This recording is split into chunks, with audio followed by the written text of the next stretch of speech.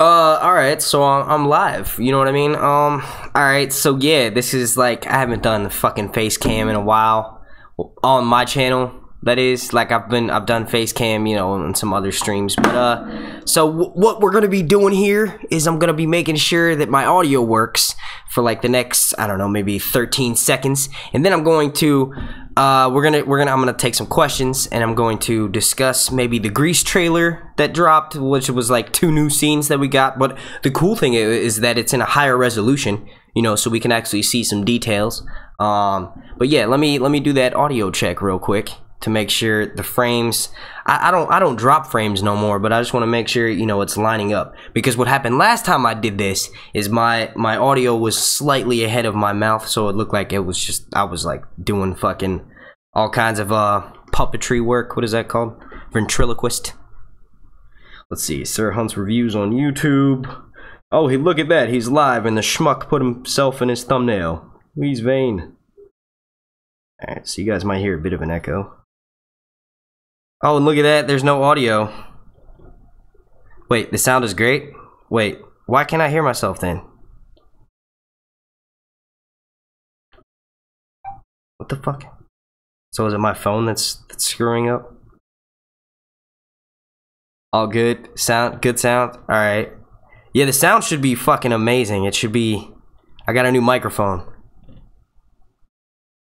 Alright, well, if you guys say it's good, I guess we're good then. We'll start rocking. I just gotta check real quick. I just gotta check just to be safe, because, like, yeah, you know, I got the green screen behind me and shit. Don't see anyone yet. Just refresh it. It should be good.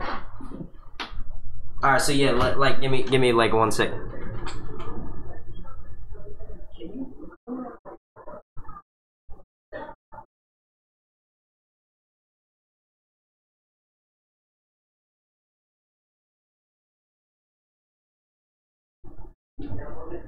And then send me a text message once you get it downloaded. Alright. Let's see, let me slide that.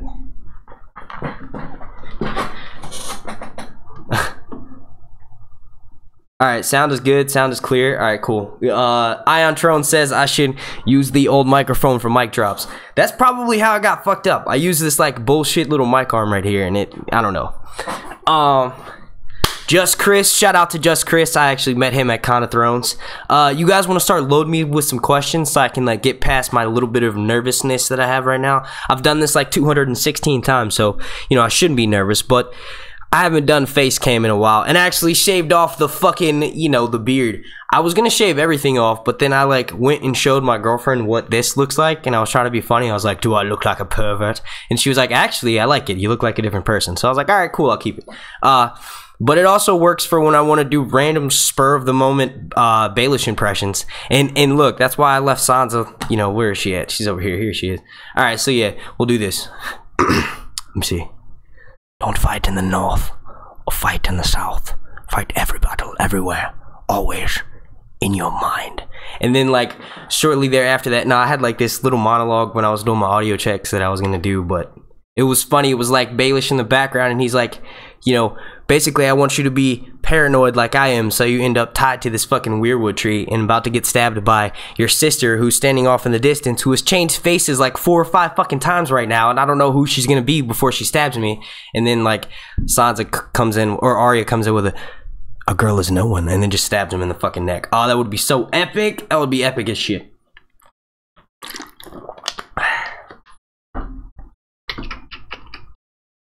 Alright, so we have, I don't know, I think this is the first Q&A. Okay, this is from Mofo, and he/she says, Q&A.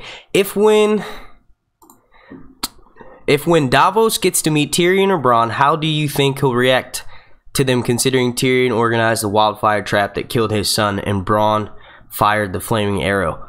That's interesting. I think that, honestly, you know, my main like question / concern is when, and I said this like at the end of last season, is when Tyrion finds out that one of the Sand Snakes killed his beloved niece Myrcella. And also how Jaime's gonna react to seeing, Jaime and Cersei really gonna react to seeing Tyrion on their council. Like, Tyrion obviously knows that, you know, he's about to be battling with his brother and his sister, but they might know, you know. That's like my number one question is how how much information does Cersei know about Daenerys' camp? Does she know that her fucking presumed dead brother is like going to come back to literally choke the life from her neck? Now, I'm not saying Tyrion's Valonqar. I don't think anyone's the damn Valonqar. And if it is, it'll probably be someone like Arya because, well, she's like the only assassin that we know is possible of pulling off such a feat. I don't think anyone's gonna be able to get close enough to Cersei. You see what I mean about these questions? You guys got me talking about 6 or 7 different things. That's what's up. But okay, so the actual question is, how will Davos react when he meets? Honestly, I think Davos, his losing his son was obviously a big deal. I feel like I saw him react more when he found out Shireen died than when he found out his own son died. So I don't really know if he'll still harbor that resentment. And I know for a fact Tyrion's not gonna be like that, like looking to try to start some shit by saying, you know what I mean? I don't even think it's gonna get brought up. I think if anything, if it does get brought up, it would be by Tyrion, and he would just go ahead and apologize for that. You know what I mean? Obviously, Bran is the type of person who doesn't give a shit about any of those like sentimental kind of things. You know, he's not gonna. Bran probably won't have a reaction to that.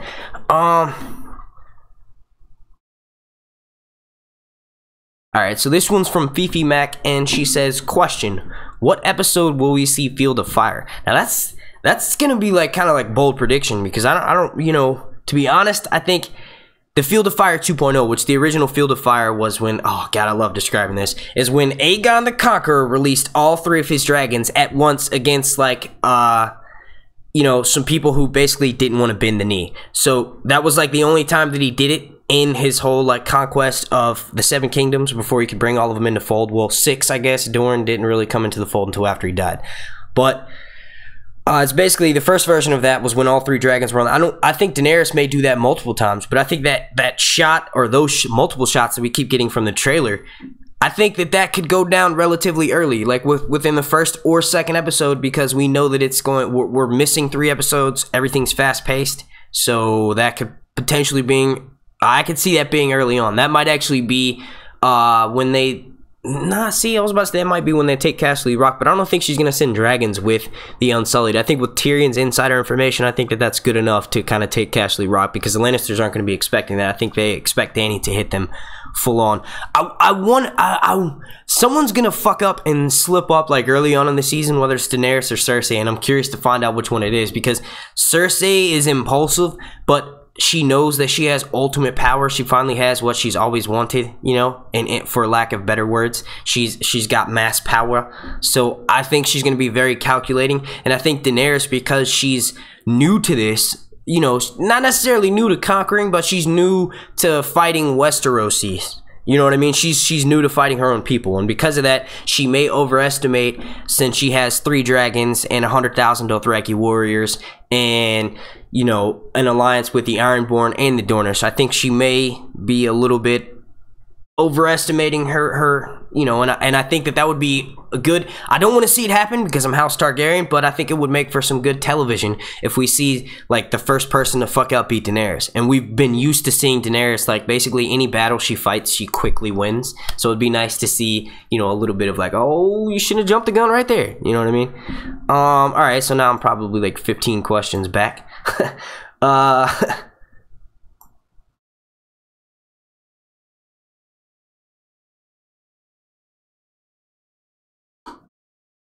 All right, let me see.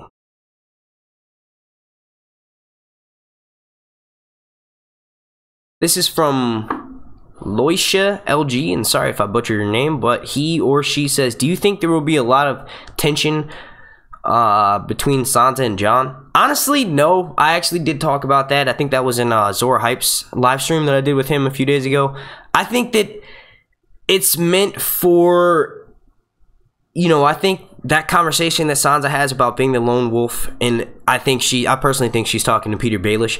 I think that kind of confirmed it for me that Sansa may not, you know, try anything. We do have the episode descriptions where it says Jon faces a revolt, and I went automatically, my brain went to, well, Sansa, maybe after Baelish dies, his last words to her were, you know, fight every battle everywhere, always in your mind. Maybe that's like ringing in her head a little bit, and she maybe, since we know that Jon is going to be focusing on going north of the wall and fighting the White Walkers, Sansa's goals maybe elsewhere first. Maybe she wants to secure Winterfell more, or secure the North a little bit more, and that causes for what potentially could be more battles, because, you know, we know that not everyone was loyal to the Starks, and maybe that would involve some skirmishes. And obviously Jon's going to stray away from that and be like, look, if anyone wants to fight us, let's wait until they come to us, or until we know for certain that they want to fight us. Let's not jump the gun and go attack them. And Sansa may not be like that. So I think that that could cause some tension in between them, but I don't think it's going to be the focus of the season, or even really maybe just like the highlight of 1 or 2 episodes, like a lingering plot that gets snuffed out because Arya shows up or because Bran shows up. You know what I mean? I think that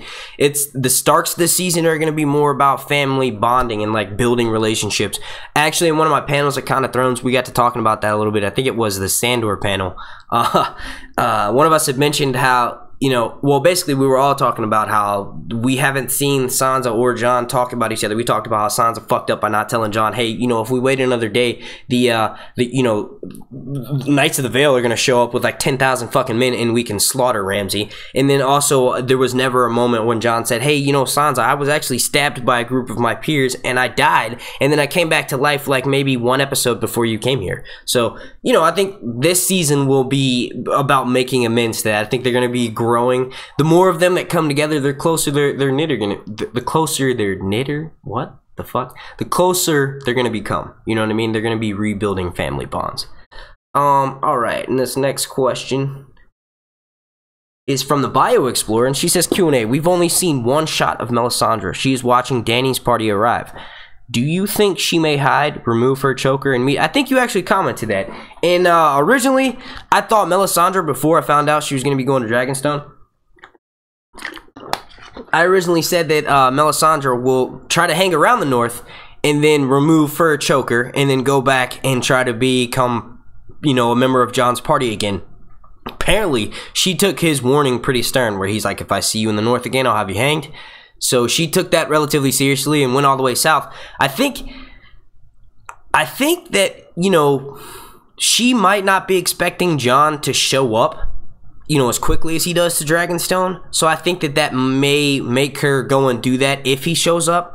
But as far as her being there before Daenerys arrives, I think she might get there. She might already be there when Daenerys gets there, but she might arrive after. And I don't think she's going to like show her true form to Daenerys just right away. I think she may do that as sort of like a last resort if Jon shows up. You know, I thought, like I said, I thought she was going to hang around maybe at least the twins or something, like halfway between the North and the South, and just like, you know, wait a little bit and then show back up and like say like maybe she escaped King's Landing or something, and just like say some shit like, yeah, I was fleeing from the South and can I keep shelter in the North, and then try to start slowly working in advice again or something. I don't know, but I think that she may resort to showing her true form to Daenerys as a last resort. I don't think she's going to initially show Daenerys her true form. I think if Daenerys has the Red Priest with her, if she has Kinvara and maybe a few of her cohorts with her, which Kinvara probably got recast if she is in this season. If that's the case, you know, they'll obviously know, they'll be able to sense that another Red Priestess is around.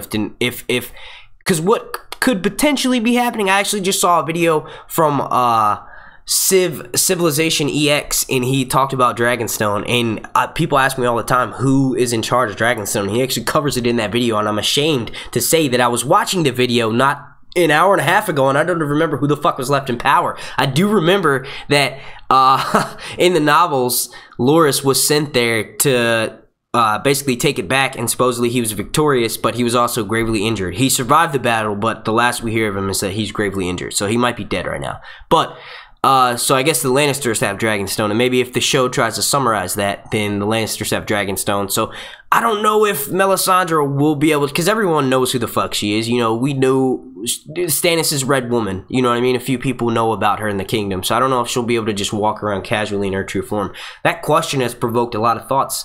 Hopefully I answered it.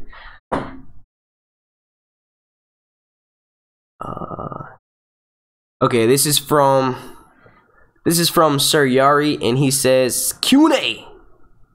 Wait, I think I skipped one. Yes, I did. All right, so if possible, I don't know how many people are watching right now, but if possible, can you guys put Q&A in front of it, like in capital letters, so that I can call it out easy? It's just a little bit easier for me.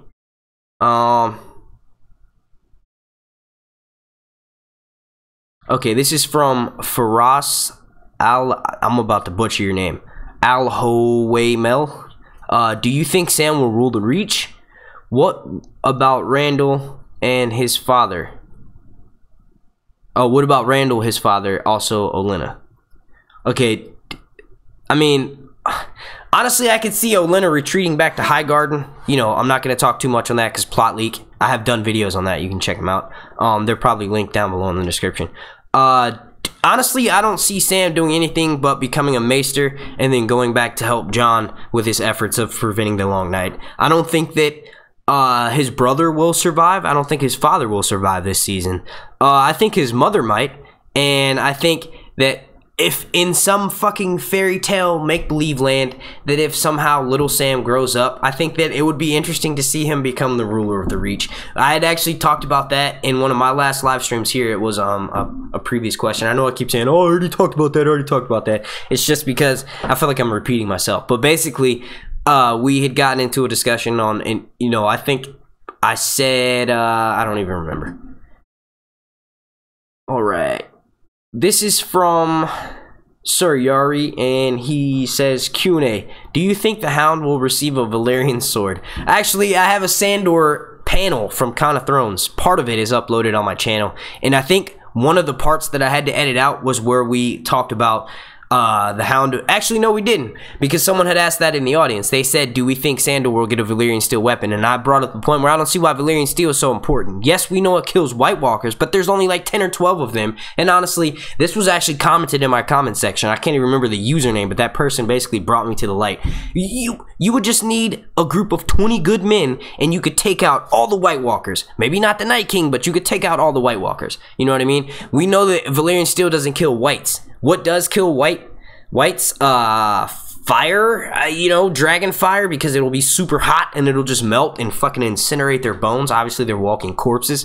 So, you know, Valyrian steel is important, but it's more of like, what is it called? A red herring? I don't know. It's not as important as you think, because from what we could see on the television show, there are only like 10 or 12 beings that actually could kill. You could use one sword and kill all of them, honestly, if you're that badass. Maybe if you have a Valyrian steel suit of armor, a little bit of Forsaken chapter, and then you got like some Valyrian steel brass knuckles, and if your sword gets removed from your hands, you just start knocking motherfuckers out with like your Valyrian steel gauntlets, and as it hits them and penetrates into their body, they shatter. We also know that dragon glass kills the White Walkers as well. So why the fuck do you even need Valyrian steel? You know what I mean? Like, why is Valyrian steel so important? Because it doesn't rust? Because it doesn't sharpen? Because it requires dragons to make? Like, Valyrian steel is awesome, and to answer your question, no, I don't think the Hound will get a Valyrian steel sword. I think that if maybe someone like Arya dies and she's in possession of a Valyrian steel sword, or maybe if Thoros had a Valyrian steel sword, which I know he doesn't, I'm just saying if he did, if maybe one of the members of the Brotherhood or someone that he was close to died, and then he inherits the sword, yes, that way. But I think that was more of like a joke. He's like, I've always wanted some Valyrian steel. You know what I mean? The Hound has always wanted a lot of things. Question is, does he get them? All right, so let me do this.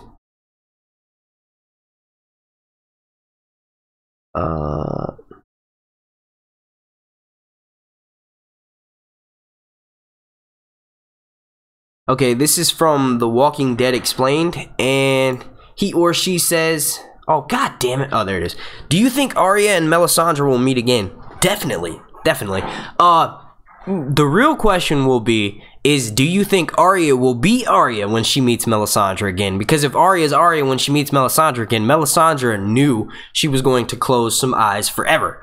What you know, was she shown that it was her eyes? Obviously, if Arya shows up as Arya, it won't be as easy. But so I guess the real question is, to answer your question, yes, they will meet again. But my counter question is, will Arya beat Arya when she meets Melisandre again? Let me see how many people are watching right now. Holy shit. 65 people? Wait, it just jumped down to 24. Let me see. My phone is bugging out right now, y'all. Oh, wait, there it goes. Yeah, my phone was bugging out. Sorry about that. Alright, so next question. Q&A, this is from, I love saying this username's, this person's name, Vitautos Vinkus. I said it wrong that time. Anyway, Q&A, do you think we'll see a white polar bear or ice spiders as big as... So, I guess, you know, I'll give a precursor of spoiler alert, because according to the plot leak, still haven't gotten over my cold from Nashville. I got sick the last day I was there, and I'm still, like, I have, like, a bit of a head cold. Honestly, you know, spoiler alert, according to the plot leak, we're supposed to see a white polar bear. I think that opens up the door to see other potential undead creatures that aren't normally south of the wall, that were normally north of the wall. And we can enter the icy spiders. So it is a potential to see all of those, just for the simple fact that we might be seeing a white polar bear. And there's certain parts of the plot leak, you know, that I kind of am starting to see a little bit more, because I keep hearing insider information from beautiful, wonderful people like Paula Fairfield, and she discloses information that basically our budget for the dragons for next season, and I assume for this season, are pretty much unlimited.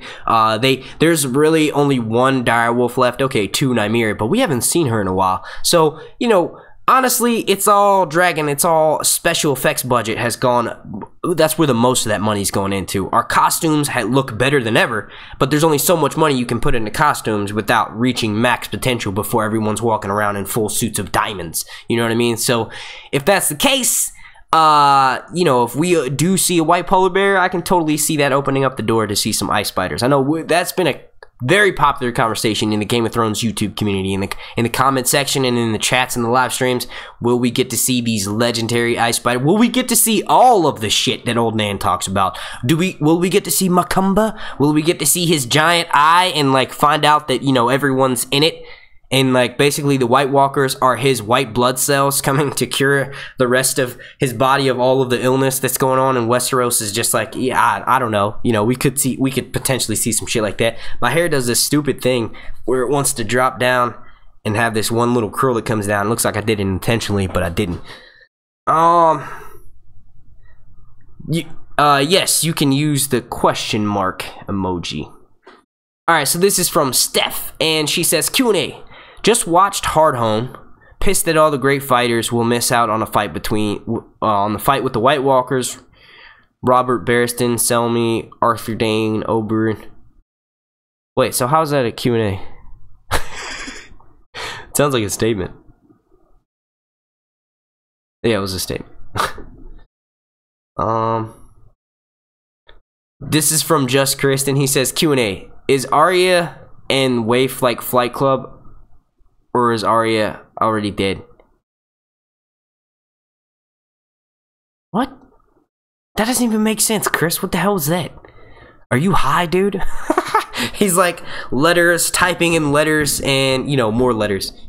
Retype that. I don't get it. This is from King Muhaddin 28, and he says, Q&A, do you think Jon Snow will find out about his real mom this season? Jon Snow will find out about his true lineage multiple times. I think Baelish will be the first person that tells him, and I think Bran will tell him. I think when Baelish tells him, that's when he shoves him up against the wall, because he doesn't want to hear about anything that little mustache bastard has to say. You know, as far as him, honestly, I think that's what he'll be accepting of. Now, Jon Snow is not a Targaryen hater, so he's not going to hate on the fact that his father is a Targaryen. He's going to be a little bit... I think he'll be sad because he finally feels like a legitimate Stark, maybe going into Season 7, and then when he finds this shit out, he's like, what? So I really am a fucking bastard? Well, you might not be a bastard, but you might be half Targaryen. Not all Stark like you thought you were, and, you know. But nah, I mean...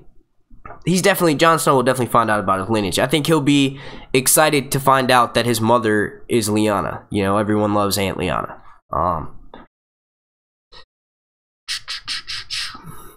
This is from Byrant Madeira, and I want to say I'm not sure though.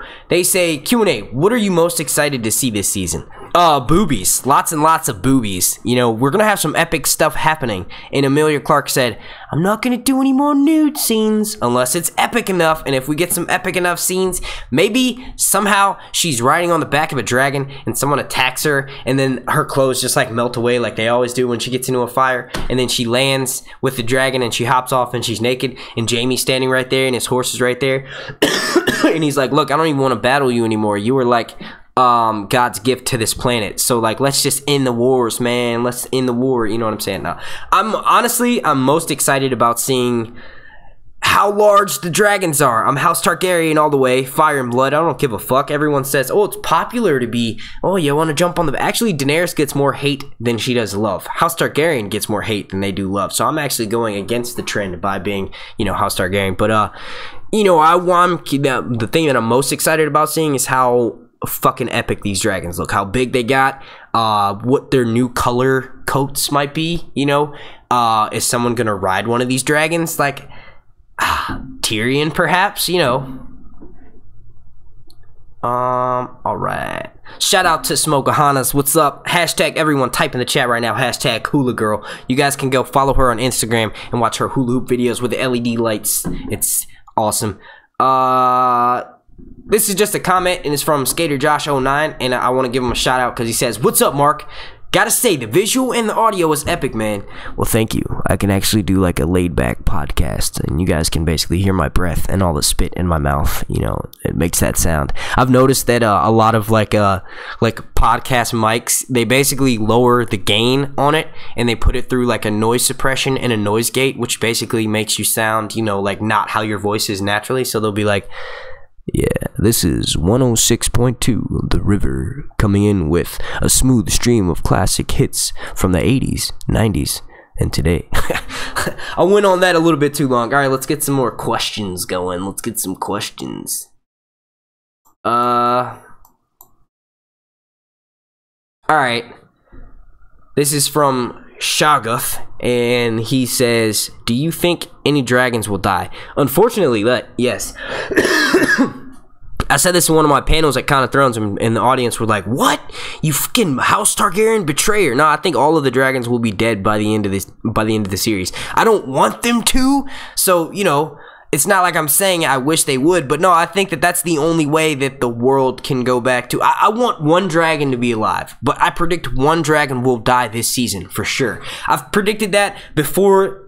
Last season, when I first started doing YouTube videos, before the season even premiered, I was like, yo, a dragon's gonna fucking die, and this is how it's gonna be. There's a way that you know, some dragons were killed in King's Landing before, and basically they were in the dragon pit, which we had some concept art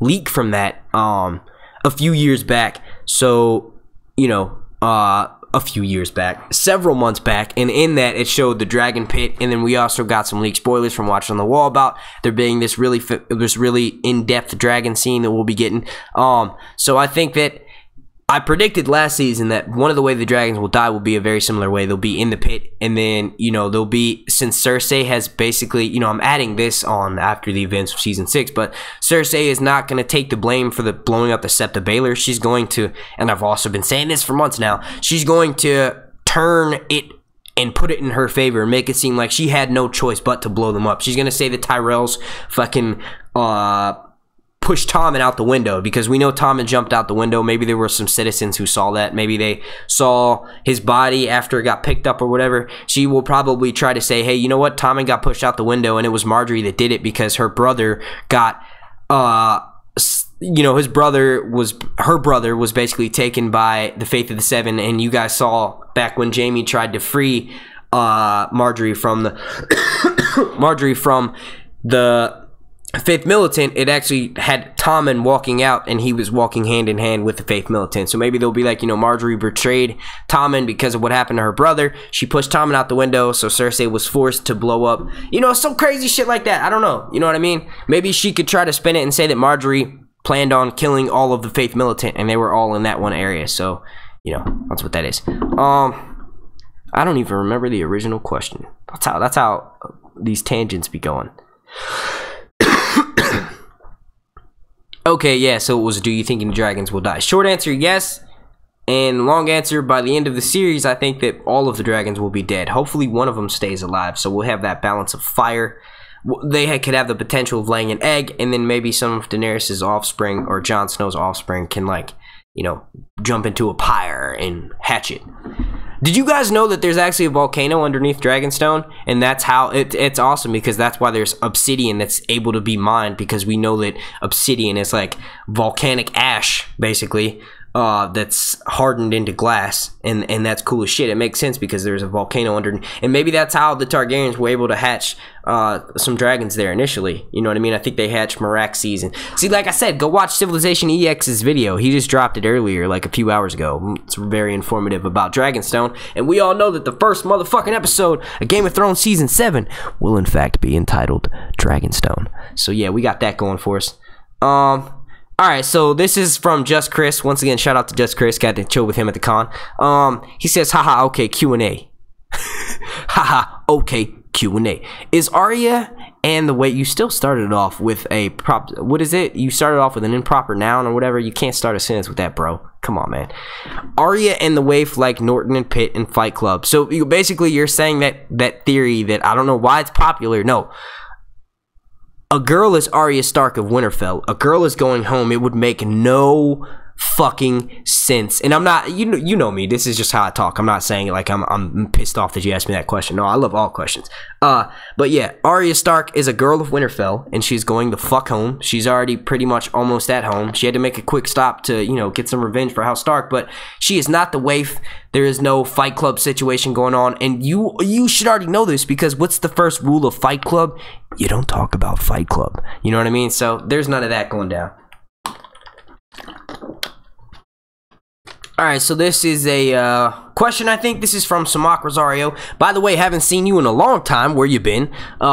Says, what's up, Mark? It was good to see you on Count of Thrones, but wanted to ask about Bran. It seems like he gets more powerful every season. Do you think it will be a battle between him and the Night's King? Like, basically a show-off of, yes, actually, one of my more recent videos, I don't even remember which one it is. I've been uploading every fucking day since I got back from the con, so they all run together. And I've been doing a lot of live streams too, so when I talk for like 2 hours freestyle, I repeat a lot of stuff. But anyway, I could totally see like one of the final battles, because actually Azor Hype, Cal's fucking chickens, he made a good point of saying this, is like, obviously the Night King is special, so we don't really know if Valyrian steel will work on him. So if that's the case, we have to take him out another way. So I could totally see, we got to see hints of it in the trailer, that Bran is using crows to spy on the Night King, and it looks like the Night King takes over the crows and then forces Bran out, sort of like he forced him out of that dream, or he was forced out of the dream all the time by Bloodraven. You remember Bloodraven could just touch him and pull him out? So the Night King is probably able to do that and push him out, you know what I mean?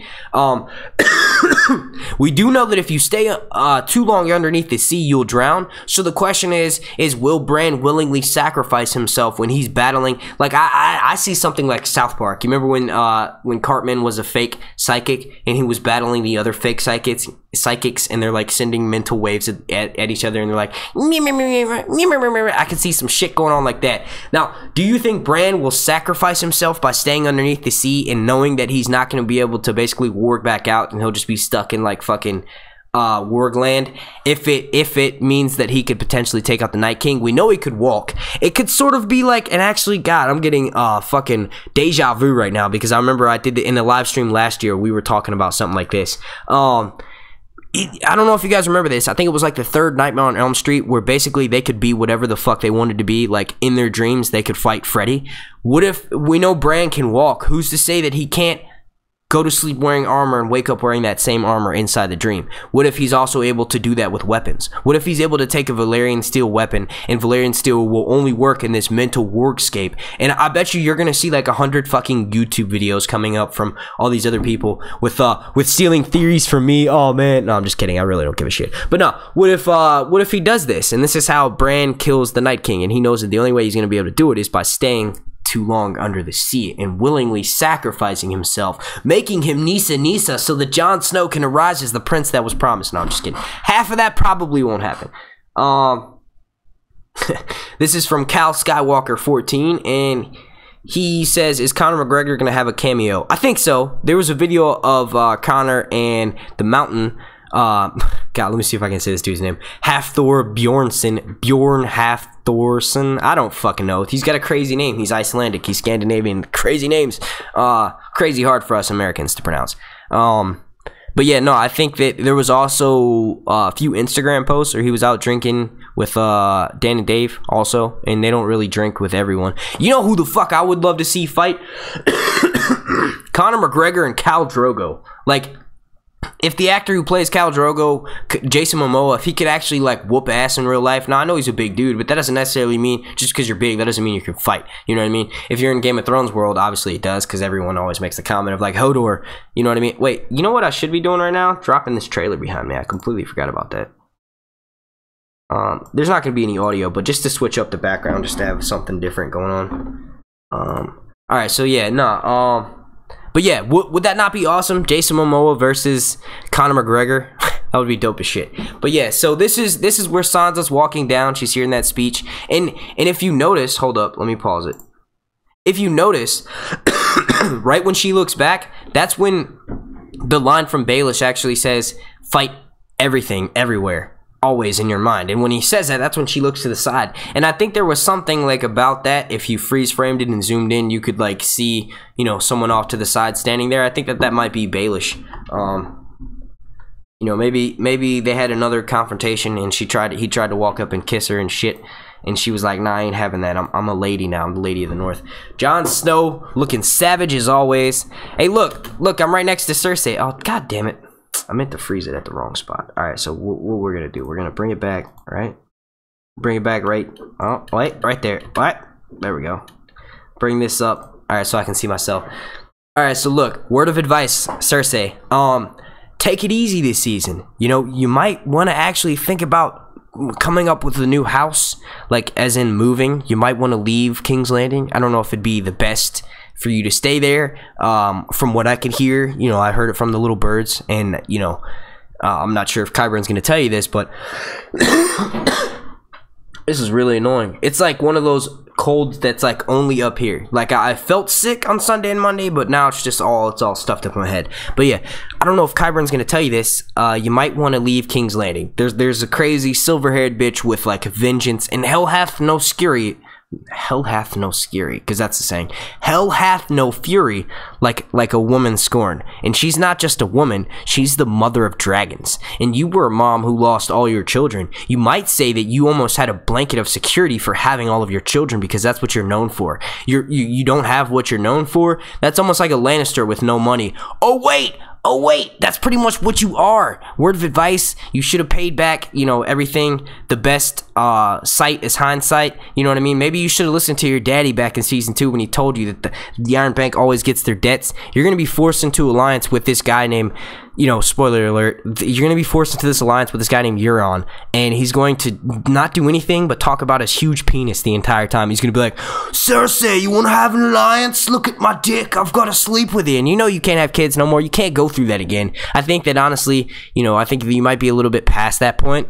And also, that's what he's going to be looking for. You know this guy's going to betray you the first chance he gets. So my advice is to move. Leave. Like, just leave it all behind. Just go. You know, obviously, if you did that, we wouldn't have a TV show. But I care about you, and I want to see you in Season 8. And I know you signed a contract. So word of advice from Sir Hunt's Reviews from Mark. Move. Leave Casterly Rock behind. Leave King's Landing behind. Just leave. What's west of Westeros? Maybe you could go out there and no one will know who the fuck you are, and just, you know, I don't know. But yeah, so let's keep this trailer moving.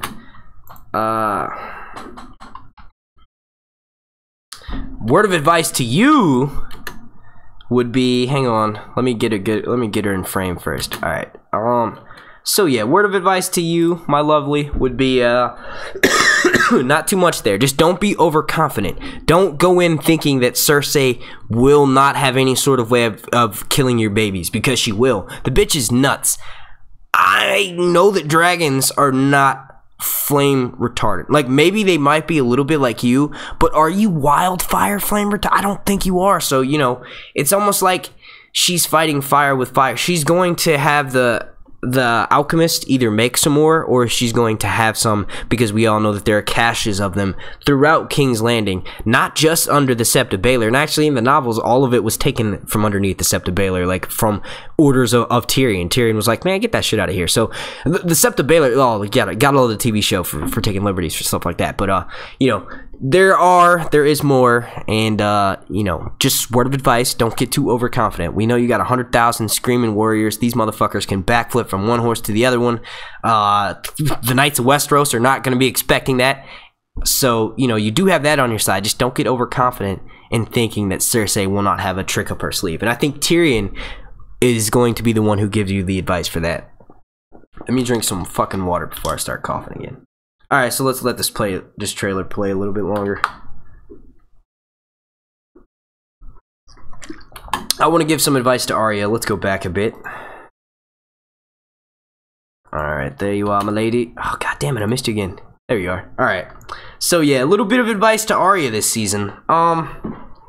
You know, honestly don't want to give you advice. I want to see you do you, because Arya, you are, you know, you're a fucking master of surprise. I hope you have a better story arc than last season. I'm not saying the last season wasn't good, because it was, but I hope you have something more than running from being stabbed, you know, by a wound that should have killed you. Also by you being abused for the first half of the season, someone beating the shit out of you with a stick in a scumbag city like Bravos. Like, I made this joke on a panel, and I don't know if it's one of the panels I released yet. It was funny that the crowd was cheering. It was like, what the fuck kind of... And someone actually, I think it was Shertavia Higgs, commented on my video that made it. It's like, how shitty of a city is Bravos, where innocent bystanders will watch a blind girl get beaten by someone who is clearly not blind in some sort of like blind on person who can see fight club. You know what I mean? Like, how shitty is your city? And someone was like, must be New York. I don't even think that would go down in New York. I feel like the people of New York would stop and help them. They would say, hey, what the fuck are you doing? And then they would fuck the person up who was beating on the blind person. That's how New York rolls. I watch those crazy public freak out clips. The best ones are the people from New York. They're fucking insane. Not all people from New York, but the people in these fucking videos, they're crazy. It's what makes them interesting. Alright, so yeah, word of advice to Arya. Not too much advice, just do you, because you keep me heavily entertained on the television show when the episode may be looking a little bit down or too predictable to me. You know, you'll do something unexpected, like survive getting stabbed. Maybe this season, you know, we'll think that you're finally headed to Winterfell, and then you surprise us by showing up in King's Landing and choking the life from her neck. I don't know. You got a lot of surprises coming. And I was about to make a joke about letting the cat out of the bag, but I realized that I should probably be looking at the chat, because, you know, that's a thing. And I was originally taking questions. Holy shit! There's 85 people watching right now? That's what's up. So you guys appreciate quality, right? Quantity. Wait, I don't know. Don't sound like a jackass. Alright, so yeah, cool. The chat is whizzing by.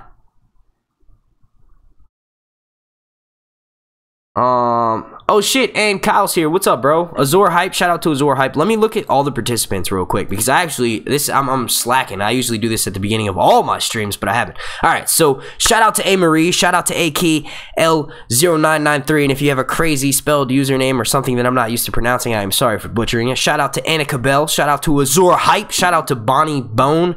That's, I almost want to say Bonnie.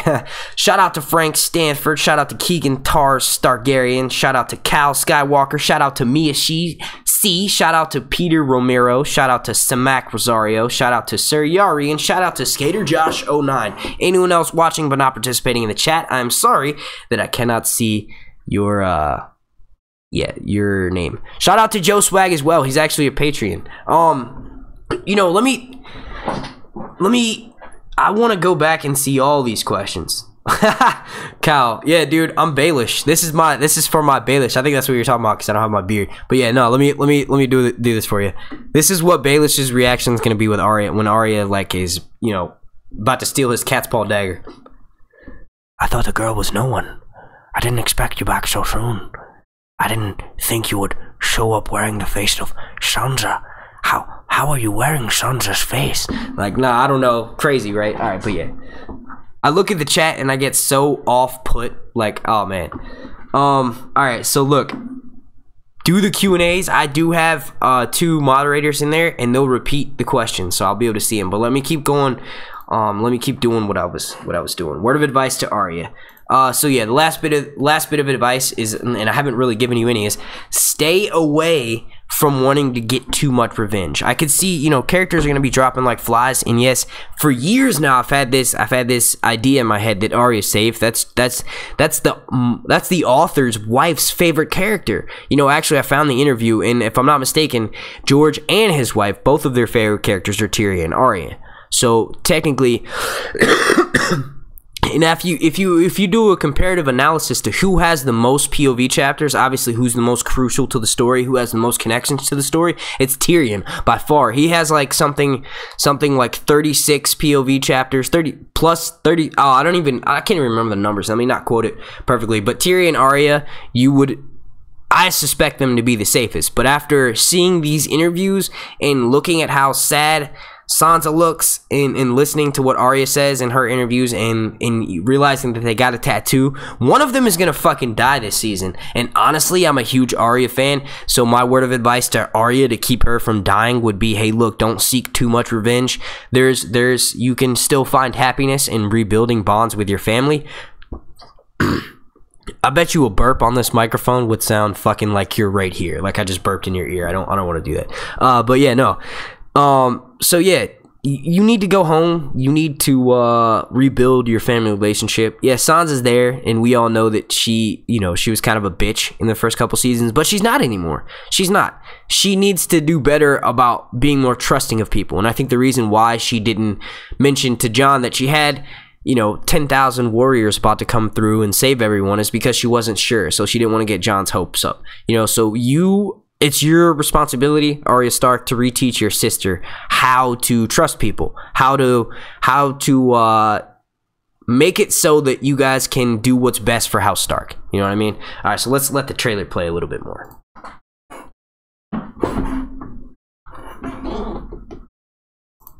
Oh, look at this creepy motherfucker. Let me give some advice to this jackass.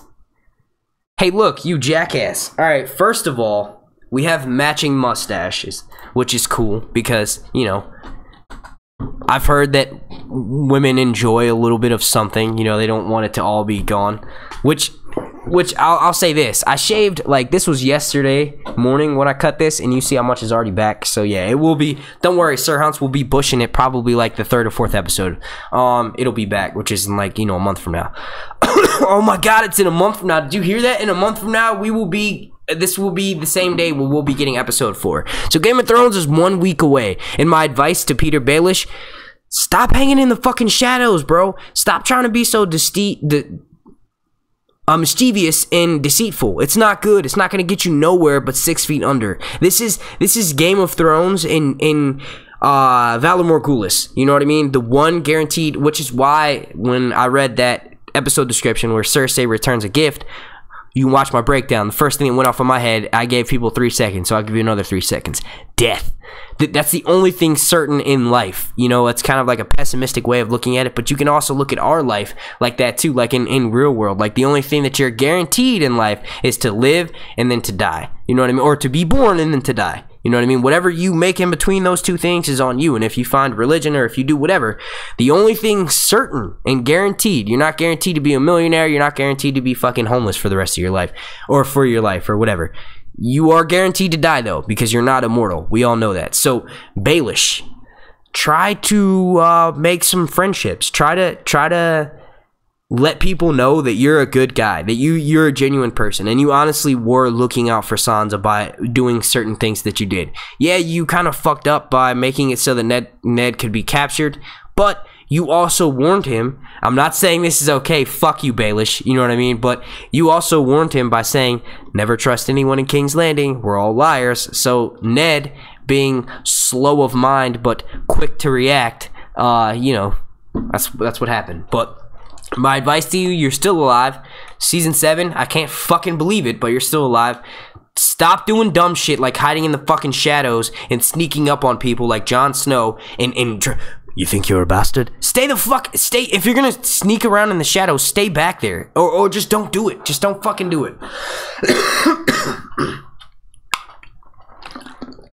Alright, so yeah. Can you guys see the green shit around my head?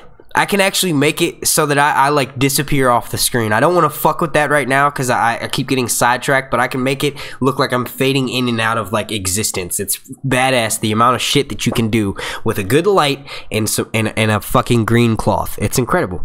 Alright, so yeah, let's moving on.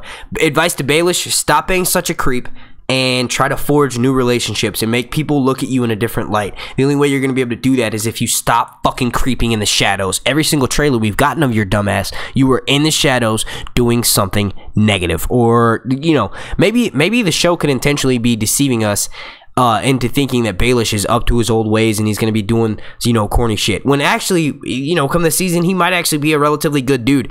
Game of Thrones loves to make you fucking hate someone and then you like them.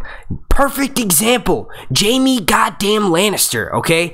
This motherfucker pushed a 5 or 6 year old little boy out the fucking window. Okay, he was like 9 or 10, but it doesn't matter. He pushed him out the window. I'm like, I will never like this dude. I will never fuck with this guy. I will never be like, hey, yo, that is my fucking nigga. I will never do that. Never. Well, obviously because he's white. But no, I would never do that. And yeah, I just let the N-word slip. This is how you know that it's live. And stuff like that usually doesn't happen on the channel. The fact that I'm bringing more light to it, or I'm actually taking time to explain that I just did that, probably makes it a little bit, you know, worse. But I don't give a shit. I really don't fucking care. But yeah, so Jaime Lannister, I was like, yo, I'll never like that dude. And then when he got his hand chopped off, or basically when the whole time he's being escorted by Brienne and he's like kind of like making jokes with her, I'm kind of saying like, okay, this might be a good dude. You know, obviously he doesn't only just want to have sex with his sister because he's obviously hitting on, you know, Brienne.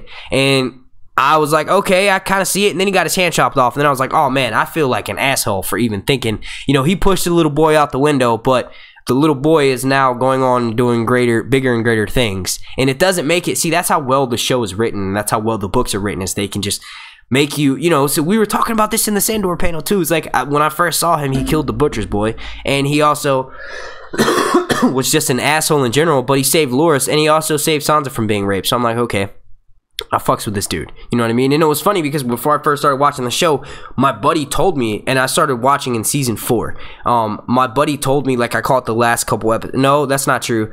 I started watching in the break from season 4 to season 5. So I watched season 5 and season 6 live, but all the other seasons I've fucking binge watched before watching season 5. But my buddy who told me about the show was like, yo, one of my favorite characters is this dude, the Hound. He's a guy that's got a burned face and everyone treats him like a dog. And I'm like, okay, why is this one of your favorite characters? It made me think about my friendship with this dude. I'm like, man, I don't know if I really fuck with you like that, bro. Like, how do you like this guy? He's an asshole. He kills little boys, or he kills children. The fact that he does that, I'm like, you know what I mean? But yeah, so Game of Thrones does a good job doing that. So who's to say that Baelish is not given one of those character arcs this season? Who's to say that Baelish does not do something else? Like last season, like he still was in his creep ways, but he still saved Jon Snow's life, and he also saved Sansa's life, and he pretty much saved the entire North.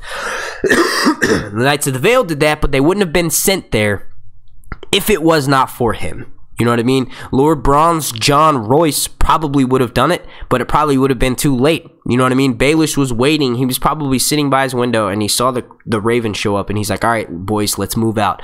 So word to Baelish, advice to Baelish is this season is you might surprise us all and become like sort of like a hero when we might all start fucking with you again. And you actually do have some fans. People do fuck with you. But my word of advice would just be forge new relationships and stop being such a creep. Show us that you can do more than manipulate people and deceive people, and to ultimately, yeah, you're getting your way, so you're the best player. It depends on what you think, how it depends on what you think how playing the game is acceptable. If you're someone like me, and I'm like obviously House Stark in regards to I'm looking for honor, I'm looking for someone to be upfront, to not necessarily rape someone or do something that causes someone to get raped. You know, I'm talking about the fucking Black Wedding. I'm looking at him on my screen like, you know, he's over here to you guys, but he's over here to me, if that makes sense. It's flipped, mirrored. So yeah, no, you know, just be a better dude. All right, let's kick this off a little bit. Let me make sure. All right, so you know, there's a lot of talk about these being feminine hands. I'm gonna laugh if it is a male character and they just have like feminine hands because they're an actor and they don't work. You know, they don't live a hard life, so their hands are just not calloused or anything, and everyone's like, oh, those are very feminine hands. Because I know we've all made some predictions like that about the trailer last season. You know what I mean? So it'd be funny if this is just like a fucking gray worm or someone sharpening their sword and he just has effeminate hands because, you know, he's an actor, and I don't know. But yeah. So let's see. Someone had actually I can't remember who it was, but someone had commented in my comment section and asked me if I thought that the structures behind Daenerys walking on the beach right here look like a dragon. I don't really see it, but type in the chat if you see a dragon somewhere. Maybe over here or over here. I'm not really sure.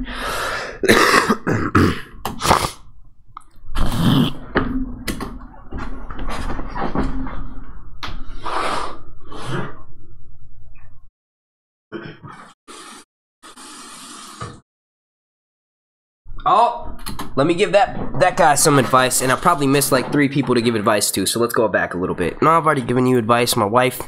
Advice to the dragons? Alright, yeah, we can do that. Let me speak dragon real quick. No, I'm just kidding. Keep your heads up. Fly high, and if you see a blonde-haired bitch wearing like an armored dress, stay the fuck away from her because she's probably gonna fire a cannon at you guys. And I don't think any dragon, unless they are wearing some sort of serious heavy armor or something, will be able to survive a cannon blast. Spoiler alert, I'm about to dive into some spoilers here real quick. So if you do not want to know any spoilers, click like on the video, and I'll see you in about 5 minutes. Make sure you slap a like on this. You know, give me all those likes. I'm a fucking whore for the attention. When I wake up and I look and I see that one of my videos has 100 likes, it makes me happy about myself. It makes me feel better about myself. I'm saying this in a joking tone, but it's actually, sadly, it's true. You know, us YouTubers, we ask for likes because yes, it does promote our videos, and yes, it's free, and yes, it does help out our channel immensely, but also it's because it makes us feel good. You know what I mean? It makes me feel like my opinion is validated and people actually want to hear my opinion about stuff. But yeah, so advice to the dragons in a second, and then in the meantime, let's talk some spoilers. Okay, so I was going through images of Jaime and Cersei. Like I said, spoiler warning. God, fucking, I can't say it enough. Click off the fucking videos. Make sure you leave a like first. And in that, I found some pictures that I must have missed when I was doing my in one ear, in out the other method of learning about spoilers from watching the wall. It makes it so that I can at least be a little bit surprised this season. But with that being said, I came across all new pictures that either I had never seen before or I just completely erased from my mind. So that lets me know that my method does work. But in that, I found a picture, and I'm not going to bring it up right here because I just don't feel like it. I'm fucking lazy. I got the chroma key going on. You guys can see me clear as shit, and the audio is perfect. So I don't feel like I have to do that. But anyway, in this image, it's a picture of Jaime, and he is in front or behind like this little wall thing, and then in that wall is a fucking cannon. If I'm not mistaken, and this is supposed to be the War of the Roses, so that's like 1200, 1300s maybe. You know, everyone says medieval times, but it's not fucking on this planet, so it's not in the medieval times, but I think it's supposed to be after the 12 and the 1300s, the 1200s and the 1300s, during that time frame. And I don't think there were cannons back then. I think the Chinese might have had cannons, and I watch so many history videos, but the problem is I do it when I'm in the mind state, if you want to call it that, where information doesn't sink all the way in as it should. So yeah, but I think that the Chinese first started making those around the 1400s, so I don't know if cannons are possible, but it was definitely Jaime Lannister, and there was definitely a cannon in front of him. That's the dragon weapon. That's what's gonna kill one of these fucking dragons, is a goddamn cannon. Jaime Lannister is just gonna be like, light it, and then cover his ears, and then a fucking dragon's gonna drop from the skies, and everyone watching is gonna cry. You think that the red wedding reaction videos get a lot of views, which they do. They still get hella views to this day. It's gonna be replaced by Viserion or Rhaegal dying. I don't think Drogon's gonna die. I think Drogon may be the one to live at the very end. We all know that Balerion the Black Dread got to live for hundreds of years, and he was actually rode by several Targaryens. So if that's the case, who's to say that Drogon isn't gonna get lucky like that? Like maybe he'll be blind in one eye after this battle, or he'll be like missing parts of a wing that have to grow back and shit. But I think that it would be cool as fuck if the bigger the dragon, the longer they could live, the harder they were to kill. Obviously that would be common sense, but I'm just saying. So yeah, going back to the advice to the dragons, watch out for Jaime Lannister's fucking cannon. Spoilers off, we are continuing with the trailer. Oh man, look at how pretty they are. They're quick too. They're fucking quick. I wish they had dropped this trailer in 1080p. Game of Thrones, I'm about to be giving you, like, I just ordered HBO. I should be getting it tomorrow. Actually, that's a lie. I haven't done it yet. But I'm about to be giving them money, and they're about to be getting money from, you know, other ones of us. So if that's the case, let's get it like an HD trailer. Let's get like a high resolution 1920 by 1080p trailer. I am managing to stream in 1080p 60 FPS. This is live. A chicken can fly in through my fucking window and blind me, and it would all be captured on film and streamed to YouTube in that resolution. So the fact that you guys have all this money and you can't give us an HD trailer, and I realize it's because you don't want us looking into it, because you know we're gonna break it down frame by fucking frame and be like, hey, did you see that? That's Stannis up there on top of Dragonstone. Stannis is still alive. You know, we do shit like that. So I understand why you lower the resolution and then upload it to YouTube. But you know what? I think we should get a good one. I predict that either tonight or one day this week, by Wednesday, we will be getting an actual clip from an episode, like a 30 to 45 second clip. I think that, if I'm not mistaken, Kit Harington, Lena Headey, Cersei, Peter Dinklage, Nikolaj Coster-Waldau, Emmanuel, oh my god, Natalie Emmanuel, Jacob Anderson, one of you motherfuckers are going to be going on one of these late night shows over here in America. Fallon, Kimmel, my favorite, Seth Meyers. Honestly, I wouldn't say Seth Meyers was my favorite. My favorite is definitely John fucking Oliver. John Oliver is king of the late night, which I can't wait to see what he's talking about this week. But yeah, even if you're not a liberal, which I'm not all the way liberal, you know, I have some conservative viewpoints as well, some major conservative viewpoints, so I'm definitely bipartisan, but he's just fucking hilarious. He's like one of the funniest people on the planet. Anyway, they're going on these late night shows. We need a clip. Fucking listen to me. If anyone from HBO works with HBO, they can get in touch with their their advertising, however the fuck they want to do it, whatever part of department it's in. Give us 30 to 45 seconds of an actual clip, because then I can do a video on a proper, you know, like, okay, this is happening in the first episode. What the fuck is going on in this scene? Let's analyze it. Let's predict it. You know, we'll be satisfied with that until Sunday. Okay, like we can literally count the hours until we get a new trailer, or get a new trailer. See, I'm still stuck in that. I still think it's far away, but it's not. It's 1 week. It's actually only 6 days. It's not even a whole week, because today's already here and it's over halfway over with. So yeah, we got 6 days and it's fucking going down. It's going down. All right, so what I'm actually about to do is use my calculator and calculate how many hours. And look, I haven't looked at the chat in like literally 15 minutes now. So if something happened where someone donated to me in super chat or anything like that, fucking thank you. You fucking rock. And I don't usually get those, so that's what's up. And I really do appreciate it, because you help pay my HBO bill for the next couple months, so that I'm allowed to do these breakdowns and these in between episode videos. Okay, so all clear. All right, let's see. We have 6 days times 24. Wait, that's not right. Okay, so we'll do. Wait, is that right? Nah, it feels like it would be longer than that. Okay, so there's 24 hours in a day times 6 days. Is that right? We only have 144 fucking hours until Game of Thrones? Oh my god. 144 hours, son. That's nuts, because anytime I hear 3 days, that's 72 hours. 72 plus 72 is 144. So, oh my god, like my calculations are correct. Yeah, so 144 hours. Advice to the dragons: keep your head low. Watch out for what I had mentioned before. All right. Okay, so you know I'm gonna give some advice to this dude. Let me drink some water. Better yet, let me clean any potential food or spit that might have gotten on my lips, because that's annoying. I'll go back and rewatch these sometimes, and I'm like, yo, how the fuck did you not notice that you had spit on you? It's disgusting. All right, but yeah, so I think I'm good. Tyrion Lannister, word of advice: don't think that just because you're a Lannister, other Lannisters are still going to think that it's okay and try to. I think that I've been saying this for a fucking year now, and I cannot wait for it to actually happen, so I don't have to talk about it anymore. Last season, I did a video in which I did a marriage video. I predicted that Tyrion is falling in love with Daenerys. There is something about that scene where she gives him the hand of the queen pin, pulls it from her breast. He is smitten by her. And you know what? He confirmed it in an interview recently. He says, what do you do when you're in love with your boss? Not verbatim, he doesn't say that exactly, but that's basically saying, that's what the question he's proposing. What do you do if you are smitten by the person that you're supposed to be taking orders from? What the fuck do you do? And I just want to say props to this guy right here, because I knew there was something about that. I know Tyrion, I know Daenerys, so I can tell when someone is barking up my Daenerys tree. I can tell my male ego, masculine senses, whatever the fuck you want to call them, are going off. And I'm like, hey, look here, little half man, you better back the fuck up. But nah, for real.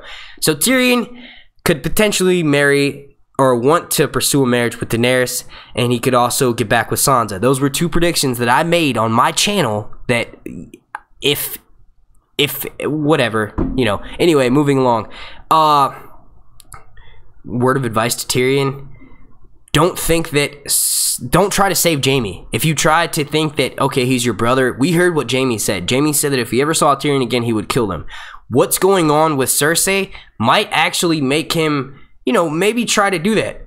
Obviously, if they have a chance to talk to each other and they're not like Jaime doesn't immediately just run at him and kill him, which I don't think is gonna Jaime will do, especially after he knows how crazy.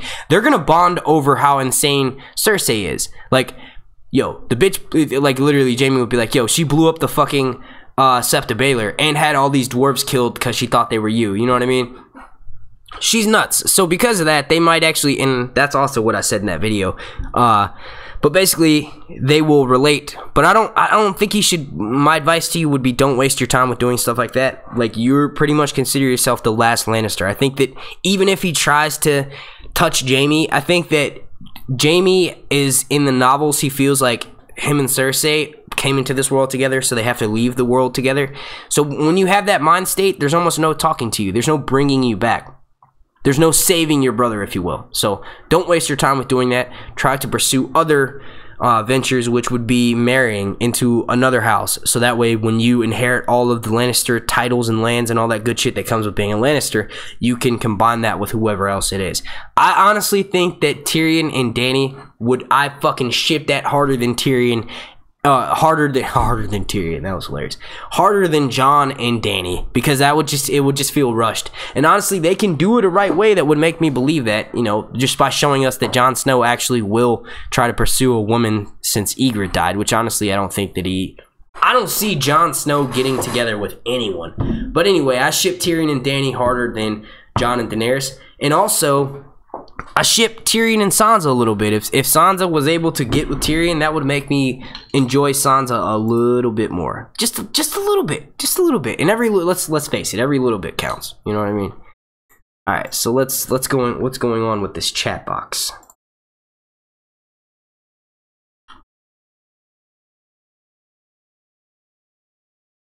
I'm trying to see if I missed any super chats or anything, because I definitely want to answer those questions. Oh, and I did. It is from... How do I read the message?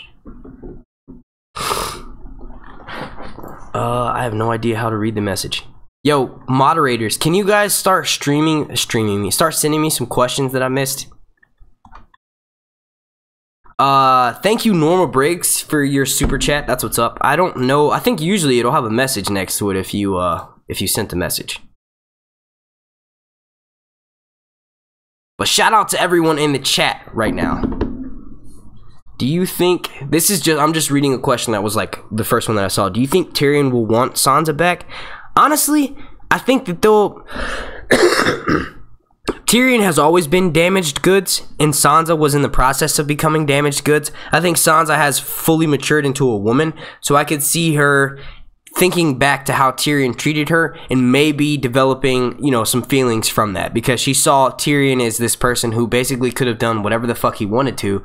All the other Lannisters at that time were doing whatever the fuck they wanted to. So she saw Tyrion acting like a complete gentleman, even though he was shit-faced and like drunk off his ass. He was still a gentleman, and he didn't even touch her. So I think that just because of that, there could potentially be some feelings in between. I think it's more likely that Tyrion tries to get together with Daenerys as opposed to trying to get back with Sansa. I think that there's 3 or 4 characters that probably won't end up marrying anyone, either because they'll die or it's just not in their character. First one being Jon, second one being Arya, third one being Tyrion, because he's already been married like 3 fucking times, and Tyrion will then become the Ross from Friends on Game of Thrones. He'll be like the Ross, you know, the guy who got married 3 times. And then the fourth one being Cersei, just because she has lost that ability. You know, she's not necessarily like she's barren, but she's just lost the ability to love anyone, really. You know what I mean? She's all about herself, and she's all about self-preservation.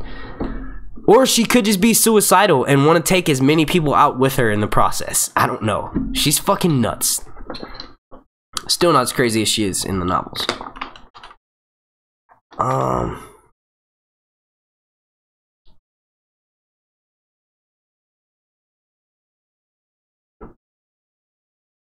Alright, I'm going to answer one more question, and then I'm going to get back to the word of advice, and then I'm going to take a whole bunch of questions in the chat.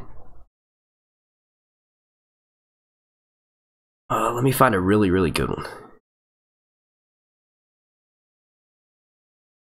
Oh, this one's from Bernie Roosevelt, and I don't think I've seen you in my chat before. He says, what if Jaime gets captured by Dany and Tyrion returns the favor of releasing him? Here's the thing, though.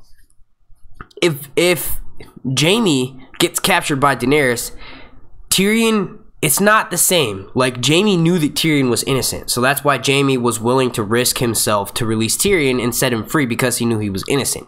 If Cersei captures Jaime, it would be on some shit like Jaime was about to do something, or he's a prisoner of battle, like he lost the battle and he was one of the last people alive, so she took him prisoner. I think that what he will try to do is convince Daenerys to release him and send a message to Cersei like, look, we had your fucking brother, we didn't kill him, let's send him back. I definitely think that he's not just going to be okay with his brother sitting in a cell. You know what I mean? Obviously, the circumstances are different when Tyrion was completely innocent and did nothing wrong but get fucking abused by this little prepubescent kid who, if he had gotten some ass, he wouldn't have been so fucked up all the time, you know, but he didn't. So yeah, Tyrion definitely was 100% in the clear in that situation. And the same, however, cannot be said for Jaime in this situation. Maybe Jaime deserves to be in prison because maybe Jaime had a hand in killing one of her dragons by, spoiler alert, using his fucking anti-dragon cannon. So if that's the case, you know, I think that he'll try to negotiate his brother's release on the conditions that he delivers a message to Cersei saying,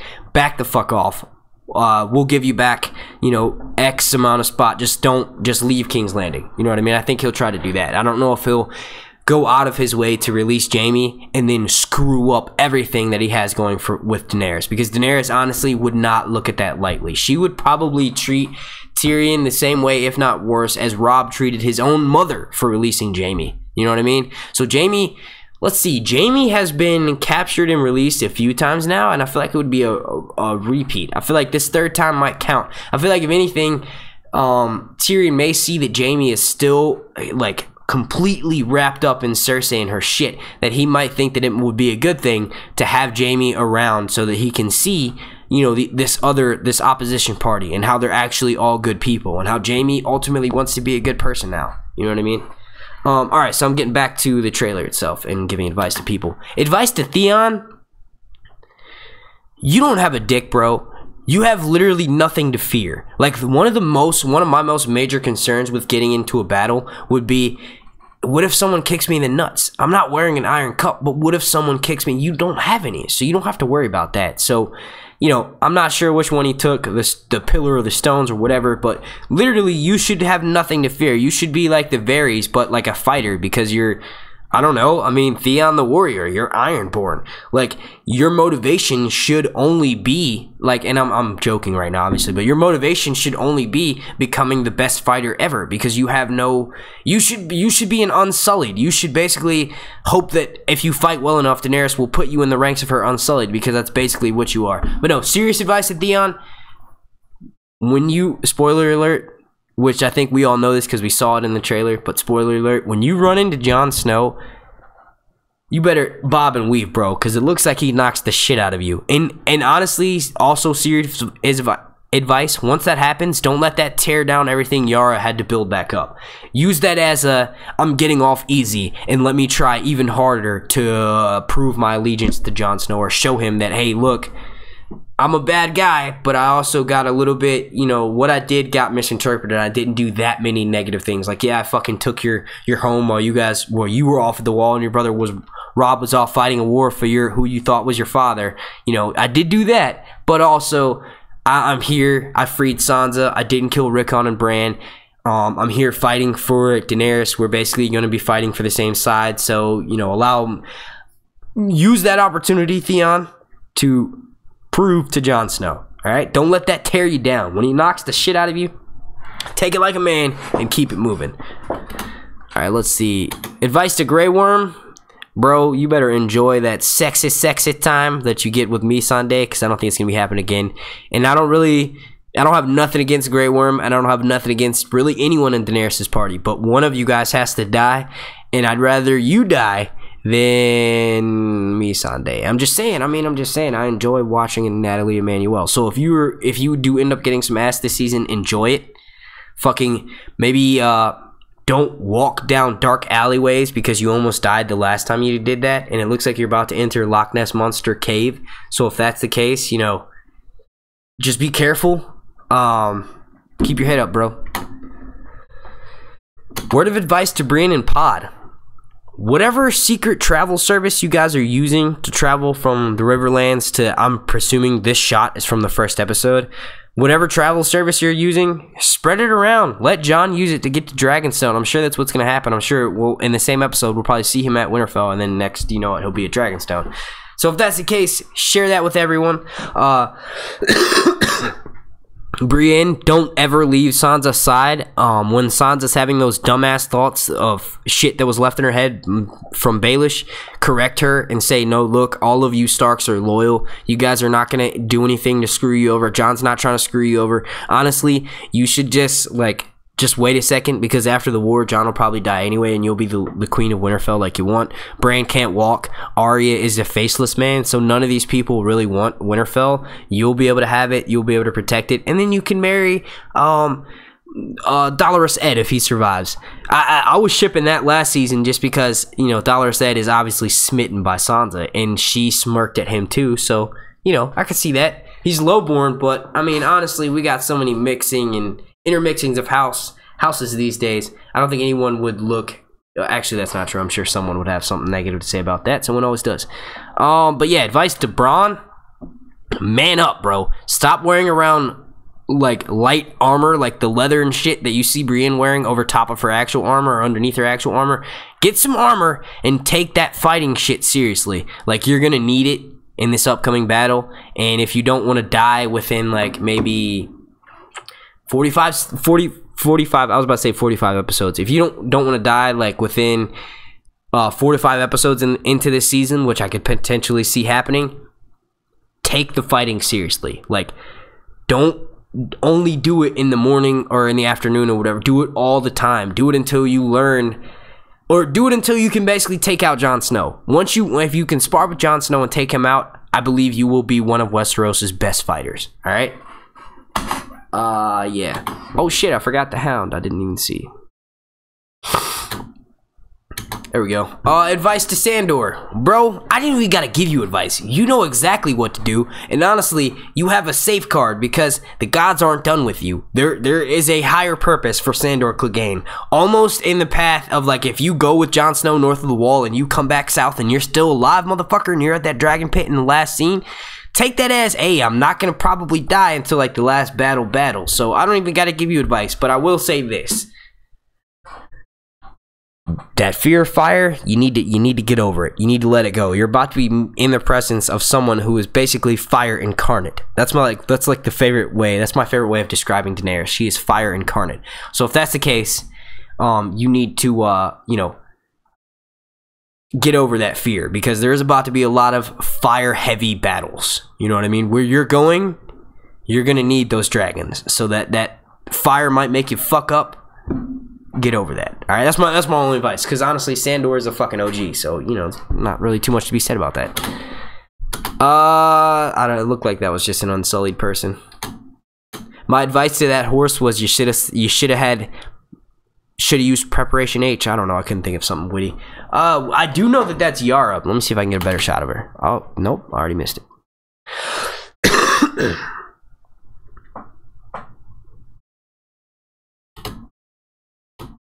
Advice to the Night King. Yo,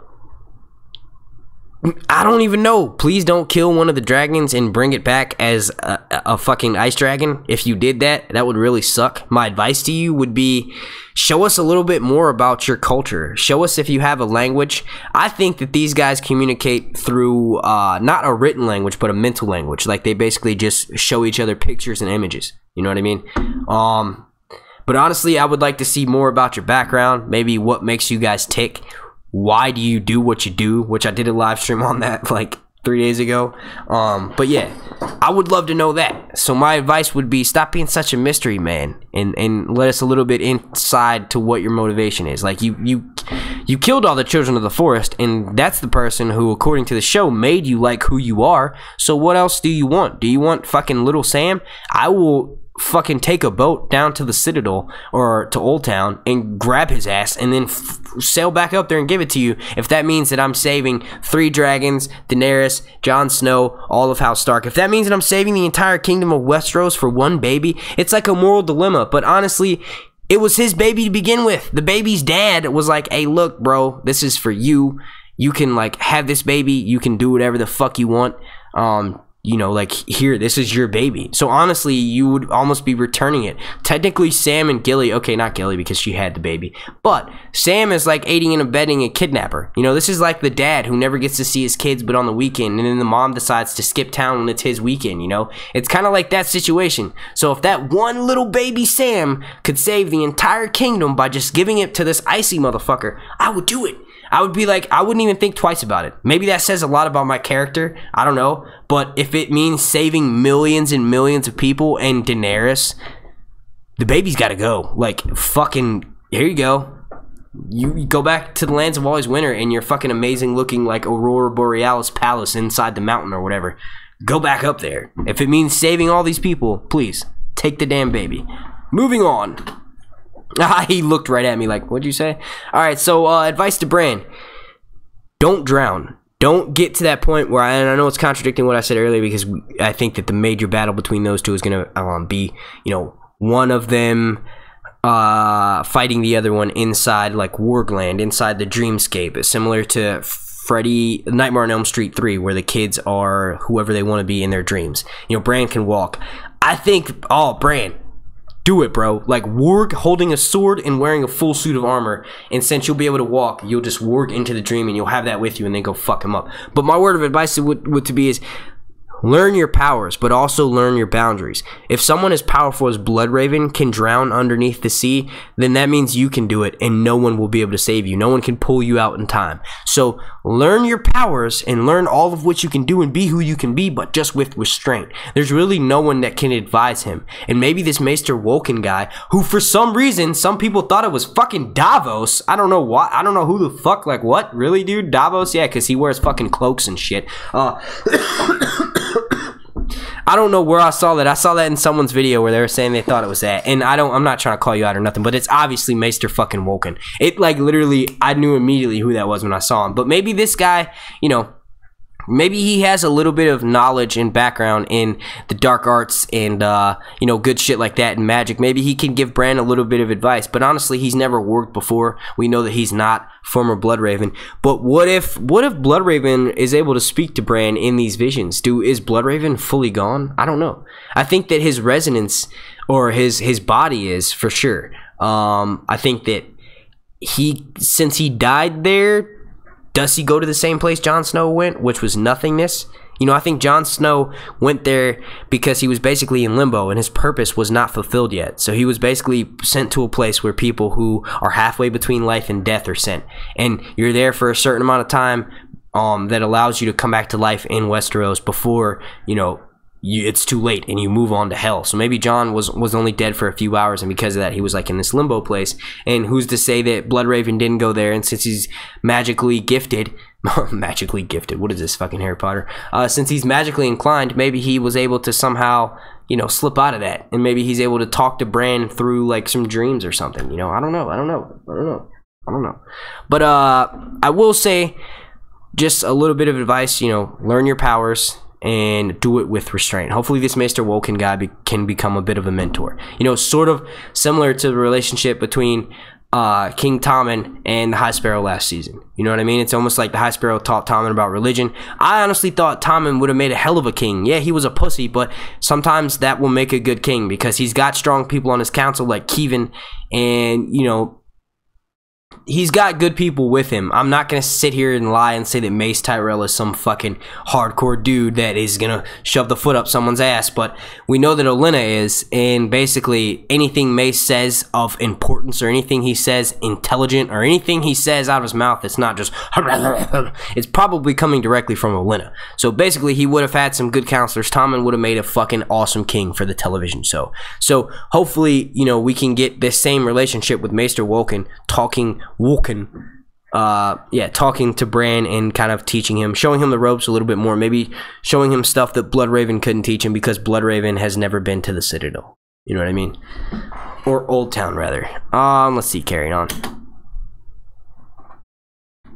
Advice to this fucking guy right here. If you're gonna steal Star Wars lightsaber effect, do it multiple times, and don't like leave this scene out of the show, because Star Wars did that with several shots from Rogue One and from episode 7. So do this multiple times, bro. Like, do it a lot, because it was fucking awesome. I legitimately jumped out of my chair when I saw that happen, and all of you know, most of us that watched it had the same reaction. So if that's the case, please do it several times. Do it like just out of nowhere where everyone's quiet and they think that they're about to be attacked by White Walkers, and then you just whip it out like it's cool. You know, oh man, it's gonna be awesome. But serious word of advice is protect your neck, because last time you didn't protect your neck and you got split in half. And I don't know how many more times Thoros can bring you back and you're still all the way there. Like, I feel like they should have done a little bit better of like book to show stuff and made him less all the way there, because he's already, you know, he's died the same amount of times as book to show, but in the books you can tell,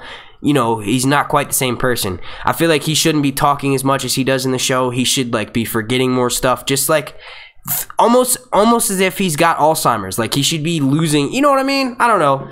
But yeah, if I had to give you some advice, Beric Dondarrion, maybe before you go north of the wall with Jon Snow, maybe you try to bang like a Tavern Wench or something, so at least you can have a bastard to you know, save House Dondarrion, because I don't know how many people are left in House Dondarrion. So yeah, moving on. Advice to the water. I'm just kidding. Was that? No, I already gave advice to Grey Worm. I already gave advice to you. Have I given advice to Jaime? Yes, I have. Hey, you know, I haven't given any advice to Tormund. There we go. Hey, you might want to trim that shit. I was eating, you know what really made me decide to do it was because I was eating my favorite dip. I call it race day dip. It's basically queso with Velveeta. There's no white queso blanco. There's none of that cheese in there. So it's basically just an American version of it. Ground beef, some fresh jalapenos, fresh sweet red pepper, you know, some sea salt and ground up black pepper for taste. A can of Rotel tomatoes. I got the fire roasted ones, but usually I get the hot ones, and that's pretty much it. I was eating that, and while I couldn't even fucking enjoy it because the cheese was just melting down my fucking face, and I'm like, oh my god, this is so nasty. I just ate like 5 fucking beard hairs on one chip, but I was so hungry it didn't matter. As soon as I finished fucking eating that, I'm like, alright, something's going down. But yeah, so yeah, no, advice to Tormund, Try to get with Brienne, bro. I want to see some more of that. I want to see some more lines and stuff. And honestly, it would be kind of cool to see Brienne naked. Maybe that's because I'm a perv, and I want to see how far up Gwendolyn Christie's legs go before they make an ass out of themselves. We actually did get a butt shot from her with Jaime, but that could have been a body double, a fucking 6'5" body double. No, I'm just kidding. But yeah, nah. On a serious note, have some more interactions with Brienne. That was hilarious. Don't be so willing to go out there and be head first, because I honestly think that you could be dying this season. And that's not really spoilers. I think that we all know that Jon Snow's got to lose some people in his camp, Cersei has to lose some people in their camp, and Daenerys has to lose people in their camp. So that's just the rules. And I think that Tormund, you know, he's had so many fucking awesome scenes, and he's definitely a beloved character. It would hurt everyone if he died, so it would only make sense that he dies because of that. So not too much advice for the deads. Advice to Drogon: brush your teeth, nigga. Brush your teeth. No, I'm just kidding. Oh wait, well, there we go. Advice to Yara. I haven't given any advice to her yet. Maybe you shouldn't have jumped off the balcony, because that could be what potentially makes you get locked up. So if that's the case, you know, maybe you should just think twice first before doing it. Maybe you further boost Theon's confidence before they go into battle. Like maybe...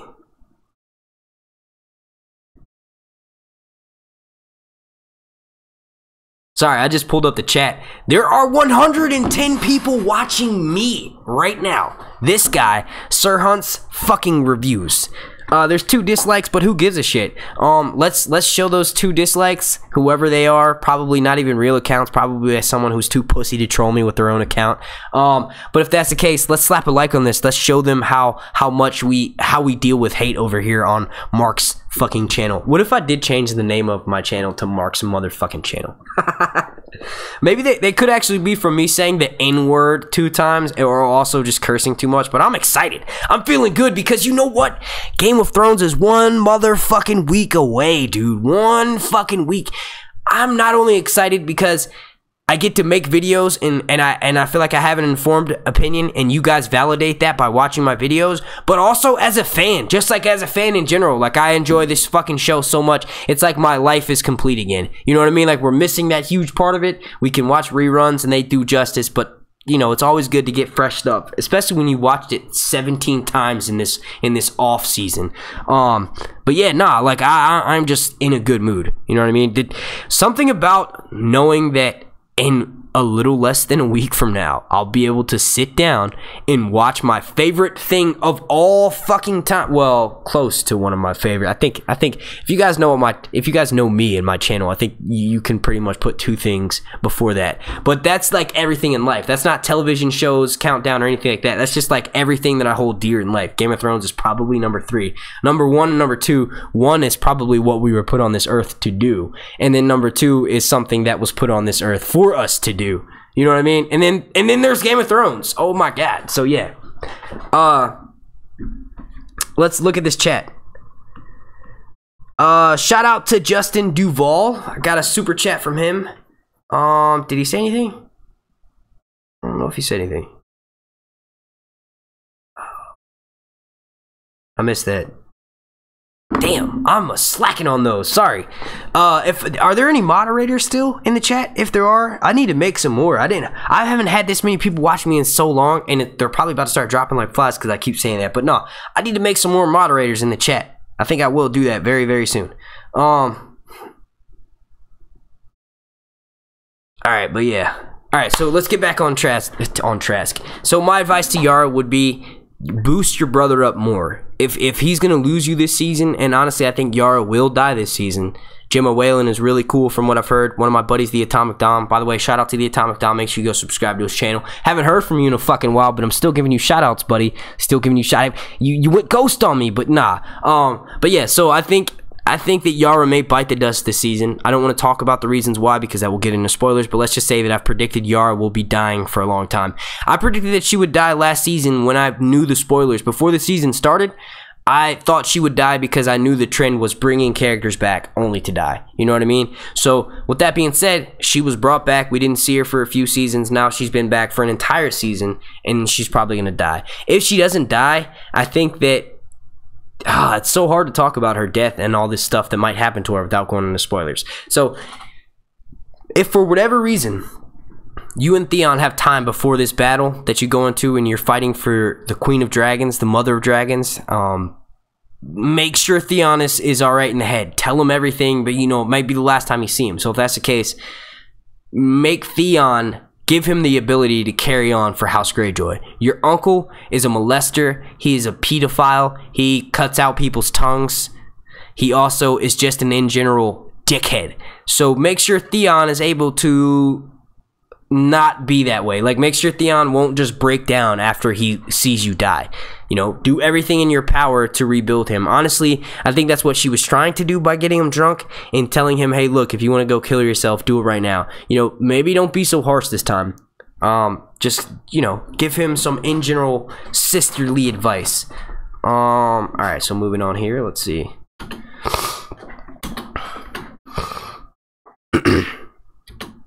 Have I given Jon Snow advice? No, I don't think I have. I haven't given Melisandre advice either. Hang on one second.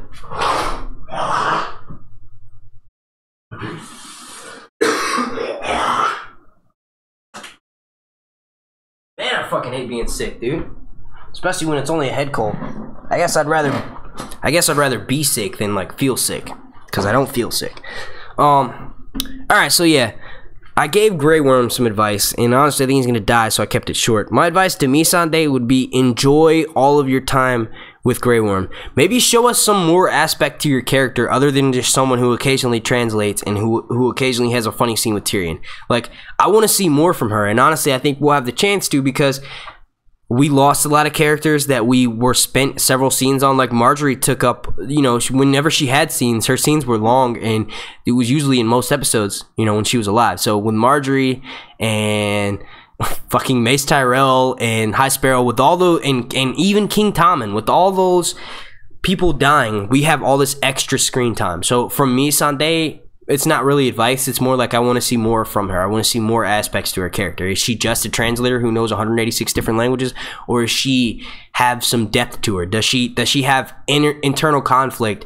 Like, you know, we saw a little bit of it with the Wise Masters, and basically with her being a slave, and Tyrion wanted to basically give the Wise Masters 7 years to end slavery. You know, Tyrion was wiser to the sense that he knows nothing is going to change overnight. Let's give them more than enough time to do it, so that way, you know, what you call it. And it ended up backfiring anyway, and that's a whole nother side note. But I just want to see some more of that, like, internal conflict. It will make me like her more. And obviously, Natalie Emmanuel is a gorgeous woman, and you know, that's why I don't mind watching scenes with her. But I want a little bit more than that. This is the last season. I want to see her.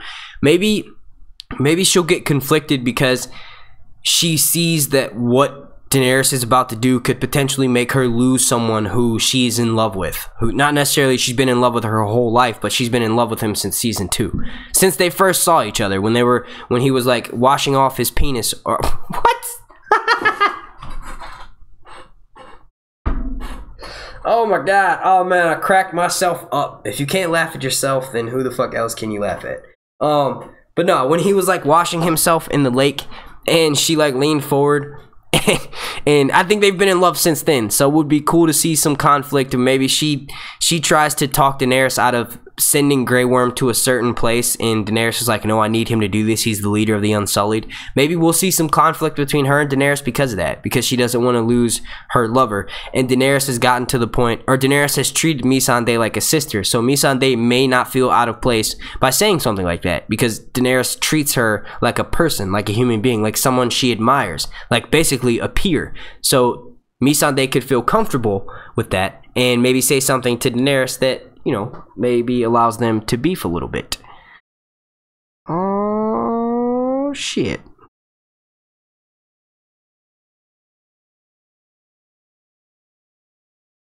If anyone is... I don't know where my moderators went. I guess I was doing the stream for too long. But yeah. And I don't want to just make any one random person moderator, because I don't know who, you know, I'd like to know who they are. Like someone that's either been commenting on my videos for a long time, or someone who I actually know in real life.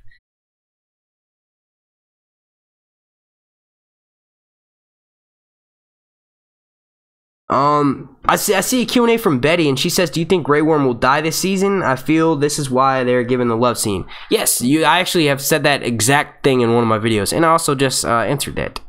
So hopefully that covered your question. Alright, so let's go back to the giving advice. I've given you advice, bro. Don't try to get some more from me. But look, if you want to know one more thing that I gotta say to you, dude, since you want to look at me all crazy and shit, like looking over to the side and shit, hey, look, bro. Get on the dragon. Bond with that shit. Pull a nettles and feed it fucking chicken and brown rice or something every day until it gets used to you, and then just jump on it, surprise it one day and be like, ah, surprise, motherfucker, and then it'll take off because it'll get scared. But you will be riding a dragon. Even if you fall off, you will still have rode a dragon, and my fucking prediction that I made back in January will come to fruition. I want to see it, Tyrion. I want to see you run up and hop on a dragon, and I want to get some confirmation that you are a secret Targaryen. No, I'm just kidding. He's not a secret Targaryen. He is Tywin. He is the son of Tywin. If they somehow make him a secret Targaryen on the show, just because they might not have the main the main principle behind this secret Tyrion Targaryen theory is that the Mad King Aerys took liberties with Joanna the night of her bedding, the night she got married, basically her bedding ceremony. It's rumored that King Aerys basically had his way with her, and that's kind of what first soured the relationship between Tywin and Aerys. If the show somehow manipulates that and basically make it seem like they had an affair after Jaime and Cersei were born and Tyrion is the secret son of the Mad King, I would lose my fucking shit, because that would make no sense whatsoever. None. Oh man, I don't know. I don't think we're gonna get any kind of back history on King Aerys. I think we might get to see him if we get a Attorney Harrenhal flashback, you know. Alright, continuing on with the advice. Sandor, I've already given you advice. Davos, Jon Snow, I haven't given you any advice yet. Have I given Davos some advice? No, but I answered a Davos question. Alright, so Jon Snow. Don't be afraid of people admiring you. Don't be afraid of someone looking to you and treating you better than you've ever treated, or more than you feel like you deserve. Give yourself some more credit, bro. You are of fire and of ice. You might not believe it, but you are. That's something, there's something to that. If you knew, you know, like, if you could fourth person wall break, you would know the fucking novels are called A Song of Ice and Fire. You would realize that you are that song. But, you know, since you can't do that, that would be sick if they did a fourth wall break next season. That would be fucking meta. I think I used that right. I've been wanting to use meta in a live stream for a long time, but I know I would never probably get it right. Anyway, yeah, man, like, give yourself more credit. Don't hesitate to do certain things because you feel like you'd be out of place. And honestly, I think those days are gone, because he seems very confident. And all of these images that we've been getting from him in the clips, in the speeches that he's given, in the trailer, like, it's dubbed over where we don't actually see him giving the speech, but we hear him giving the speech. I feel like from listening to your words, you sound like you have more confidence. Don't let that slip from you. Keep it the whole season and command respect. Pull a fucking Cersei. Cersei doesn't deserve shit that she has. She feels like she's entitled, and because of that, she has it.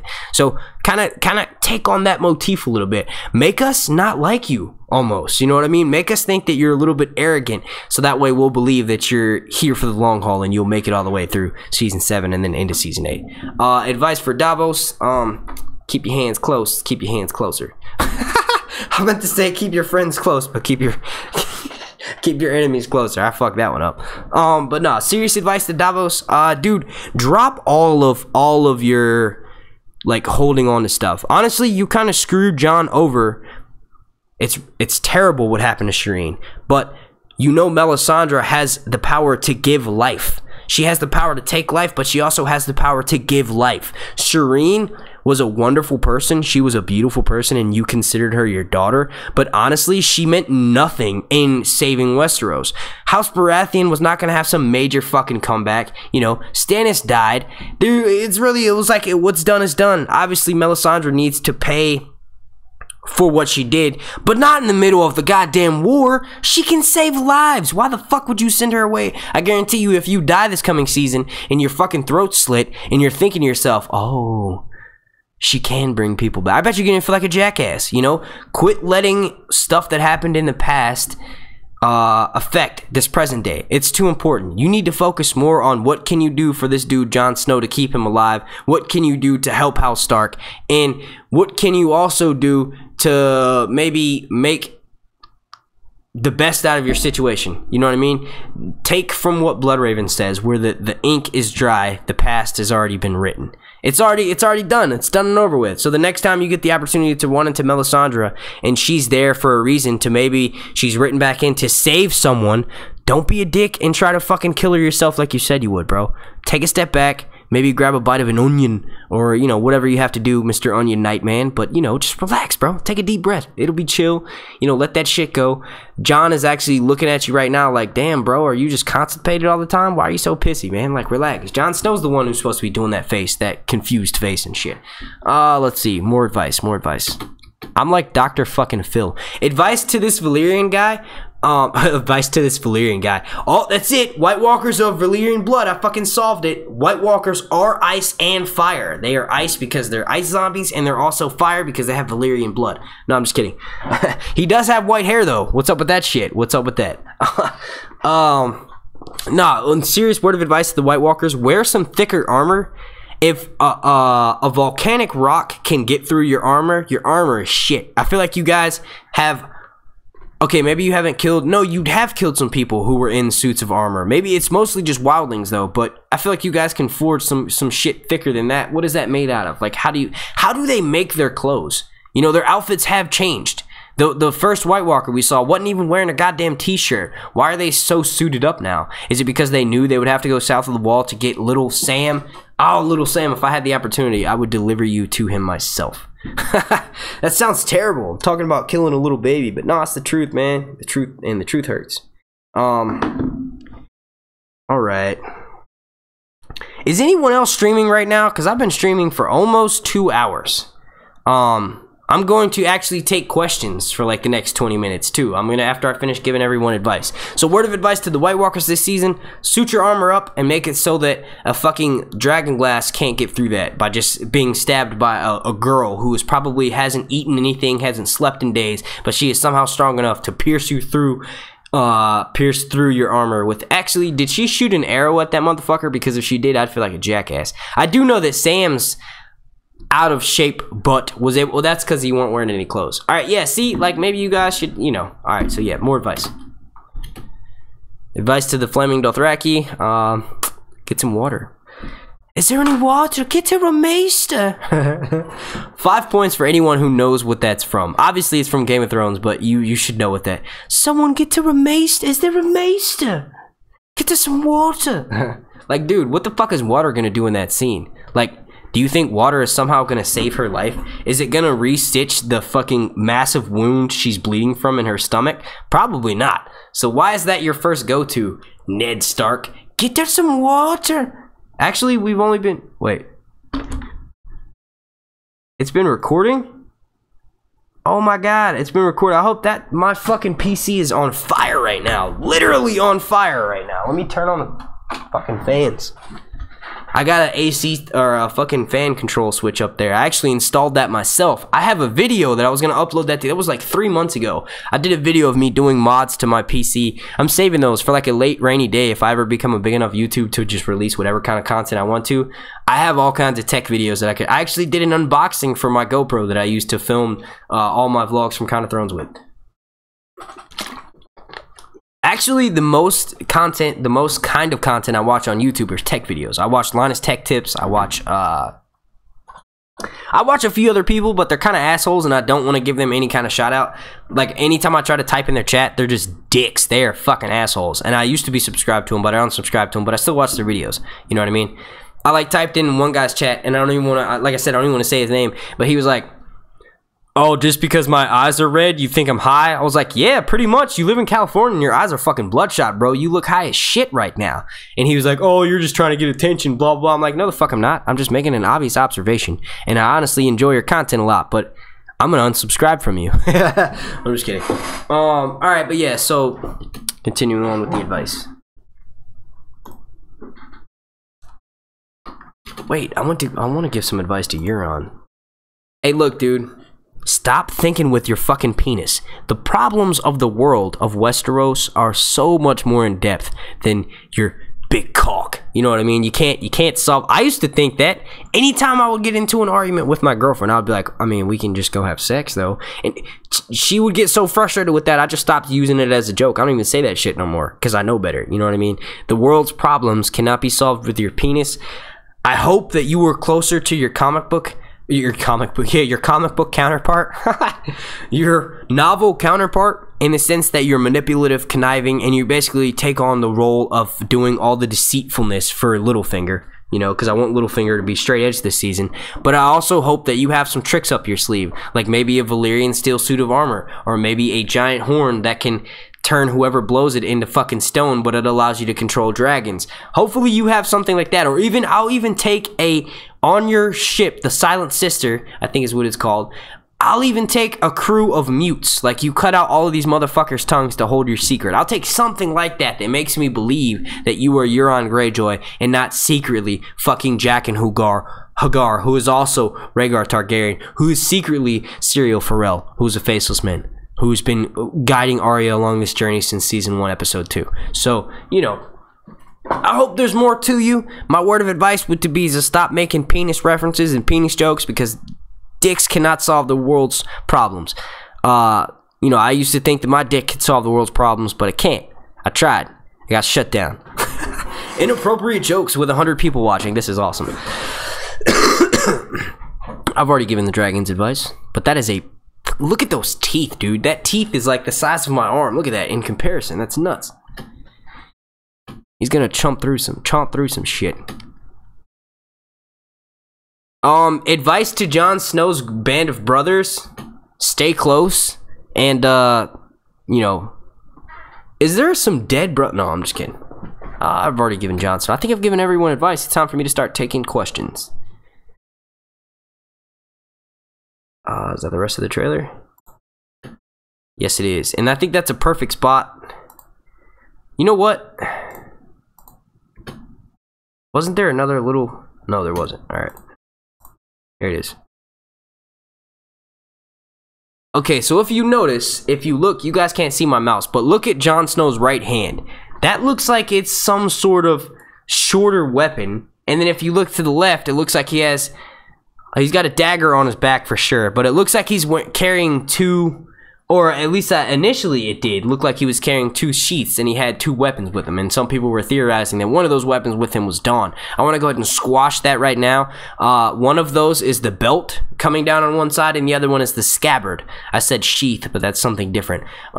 That's for Japanese swords. But his scabbard is on the other side. And then the other one is just his belt. He's got like a really long belt, I guess, to keep all those furs wrapped up on him, because he is in fact north of the wall and potentially in the lands of always winter. I don't think he's that far north, but he could be, you know, further north than Craster's Keep and maybe the Fist of the First Men. Maybe he's at the Fist of the First Men. I don't know, potentially.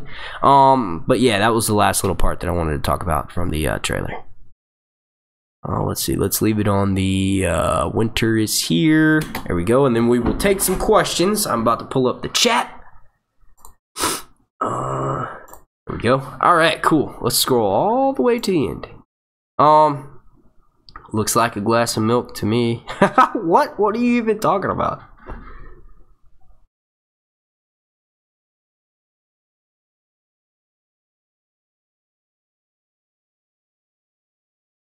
This is from Cal Skywalker, and he says, start adding in those questions, because, I'm gonna be able to answer them now. Cal Skywalker, Q&A, what is the importance of Dawn and Craster's blood? Honestly, there's no importance to Craster's blood. I think it was just a bond or a pact that they had where basically all of his bastard sons would be given to the White Walkers in order for the White Walkers not to kill them and maybe help bring him food during the long winters that Craster has had to take up there. Craster's a wildling. I don't think there's anything special about his blood.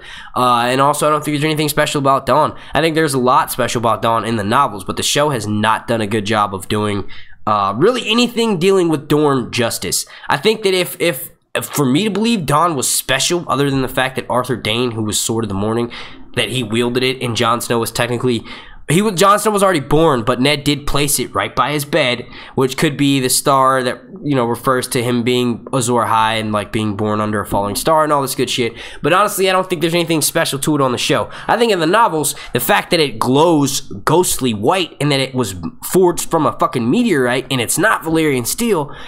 I think that there's something special to it then, but honestly, I don't think it's Craster's blood, and it is not of that much importance on the show. And I'm not trying to like just shut down, you know, theories. I'm just telling you that's my own opinion. It's my personal opinion.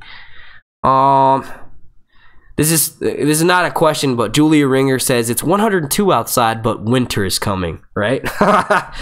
Global warming is coming. You know what? Global warming is here. This is from S.C. Garrett, and he or she says, Q&A, how many men do you think the North has left? That's a pretty, what is it? A pretty, like, direct question. I don't know. I do know that Jon Snow had about, like, 5,000 men total going into the battle. He probably lost well over half of them, but he had the Knights of the Vale. The question is, how many Knights of the Vale stayed behind, and how many Knights of the Vale went back to the Vale? Did they all stay in Winterfell? I know Winterfell could put up for most of them, and maybe in Wintertown. And honestly, if he was fucking smart, you know what? But then the Vale could get taken. I don't know. It really depends on how many Valemen I think you could call him that. How many Knights of the Vale stayed behind? Because honestly, his wildlings and his other Night's Watchmen, which we know there's like 13 of those motherfuckers left, and all of the other houses, the 60 men from Bear Island, the Mormont soldiers, those are the same. I was just saying, the Mormont soldiers and the soldiers from Bear Island are the same. I don't know. It really depends on how many of the Knights of the Vale got left behind, but if I had to guess, I'd say he has like 2,000 men. Like maybe 2,000 if he's lucky.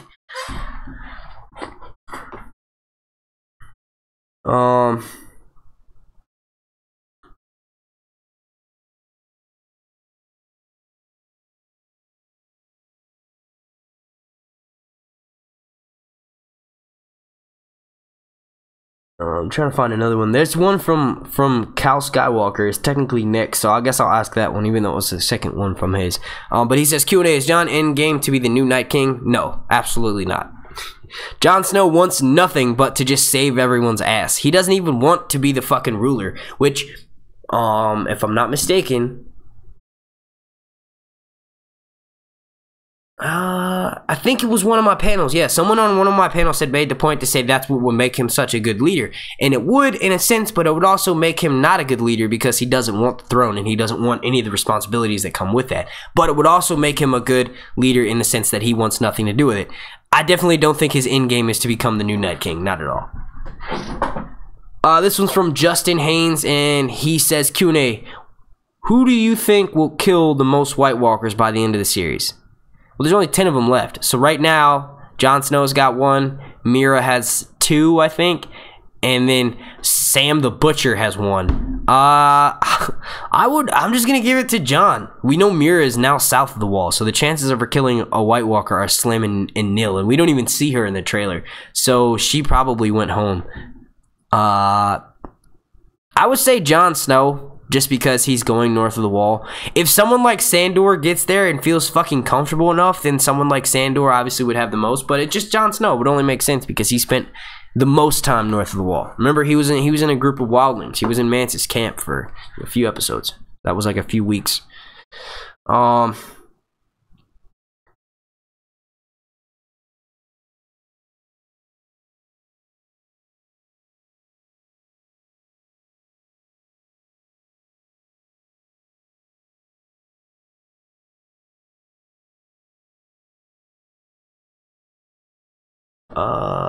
Oh shit, I'm skipping them. I didn't mean to skip them. Alright, so here we go.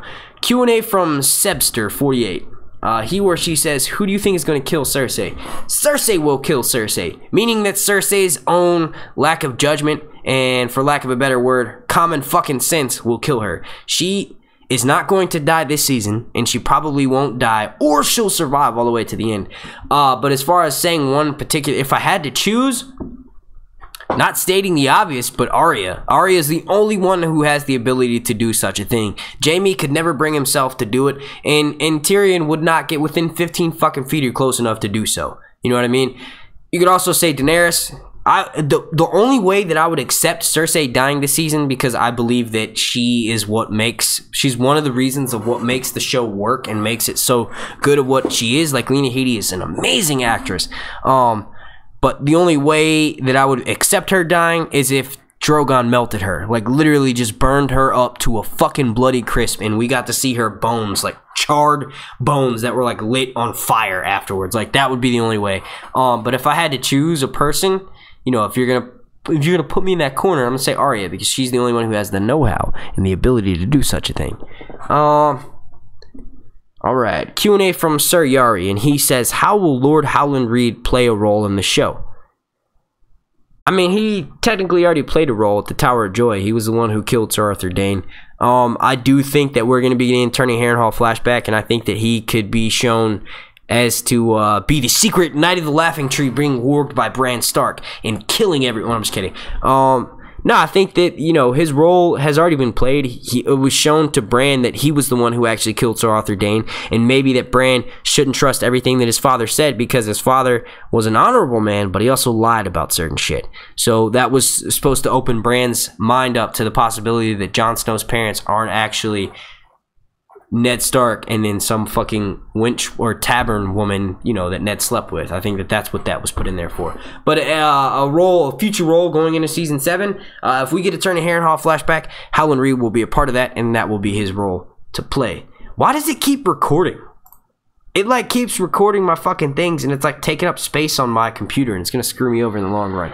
Alright, so we've been going on for about 2 hours now. I will be taking 2 more questions, and then I will be jet setting out of here because I've taken up a lot of your time, and we got 1 more week till Game of Thrones. So I was actually in the middle of watching what episode was I on?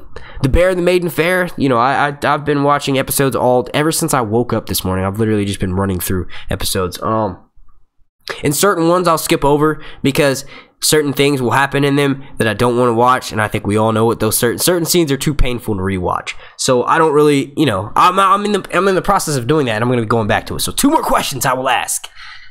Your question might get priority if it's not even about getting priority. I was literally going down the list, so I'm just reading the next one that was in line from that one. This is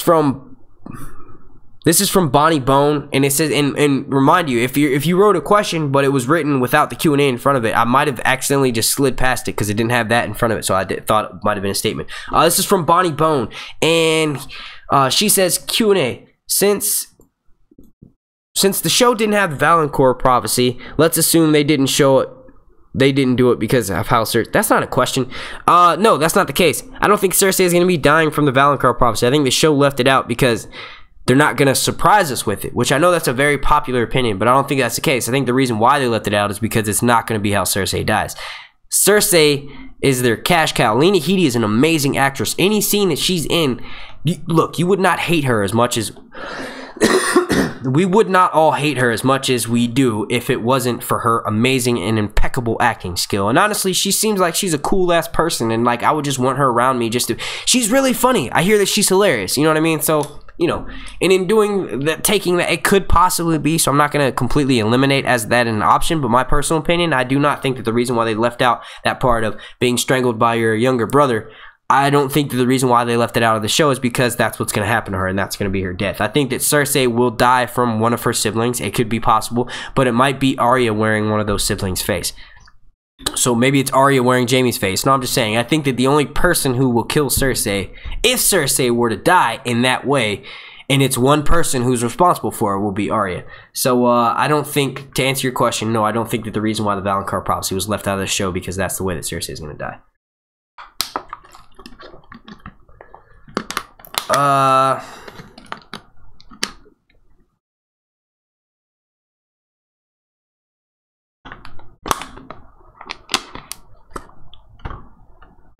I like this one. I'm just gonna answer it for fun, and then I'll answer another one too. But this one's from this one's from Quantum's 367, and he or she says, Q&A, will Gendry sit on the Iron Throne? Fuck yes! Oh man, that would be dope. I would be okay with that. Do I honestly think he will? No, I think Gendry may be one of those characters who has come back just to die. Now, it might not be season 7, but it might be season 8. I think that a lot of people want him to get together with Arya, and I feel like Arya is not the type of person who wants to be in a relationship right now. Arya's main concern, until she finds out that all of her family could be potentially meeting back up at Winterfell, is to seek revenge for House Stark.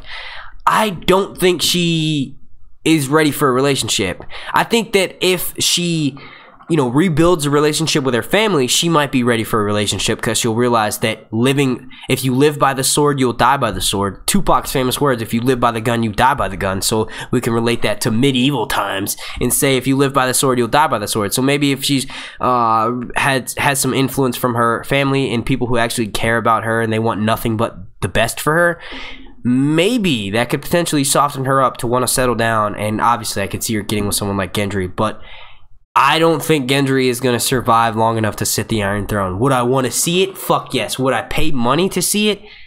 I'm pretty tight with my money, but it would be epic nonetheless. Alright, so we have one more question.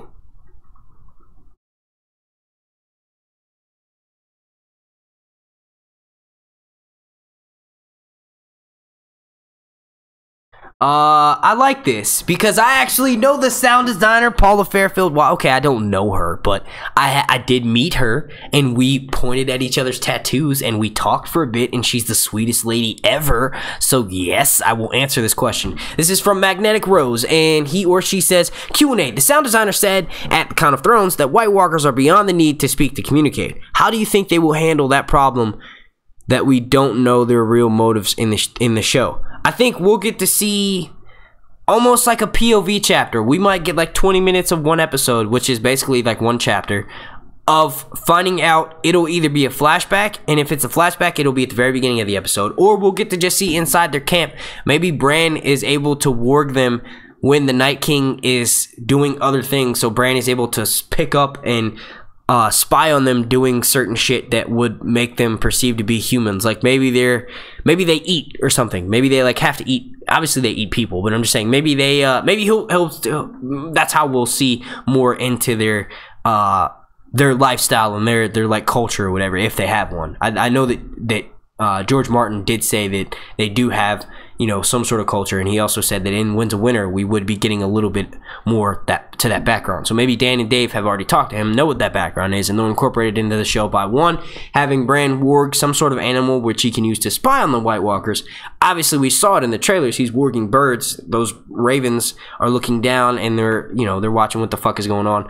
Honestly, I think that's his. Very few people pointed this out, but I think, why do I have to say that? Like, do I have to make a jab at someone in order to just make a statement, or should I just make the fucking statement? Just make the statement. All right. I didn't point out because I didn't realize it, but Bloodraven communicates through a flock of ravens. Remember, that's how he used to, like, the three-eyed crow, rather. That's how he would communicate with Bran, because he would use those flock of crows. So what if Bran is able to control those, and those are those same ones that Bloodraven was using, and he's using his power, so he can basically materialize those crows out of nowhere and just make them pop up, and he just starts warging into them. That would be sick. We do know that he can warg long distances, that's what's up. So I think that we will potentially see more of the White Walker and the Night King subculture, maybe through the eyes of Bran, or maybe we'll just get a straight up flashback where we're witnessing, like, first person, like we're watching the White Walkers, you know what I mean, like just watching them do their thing.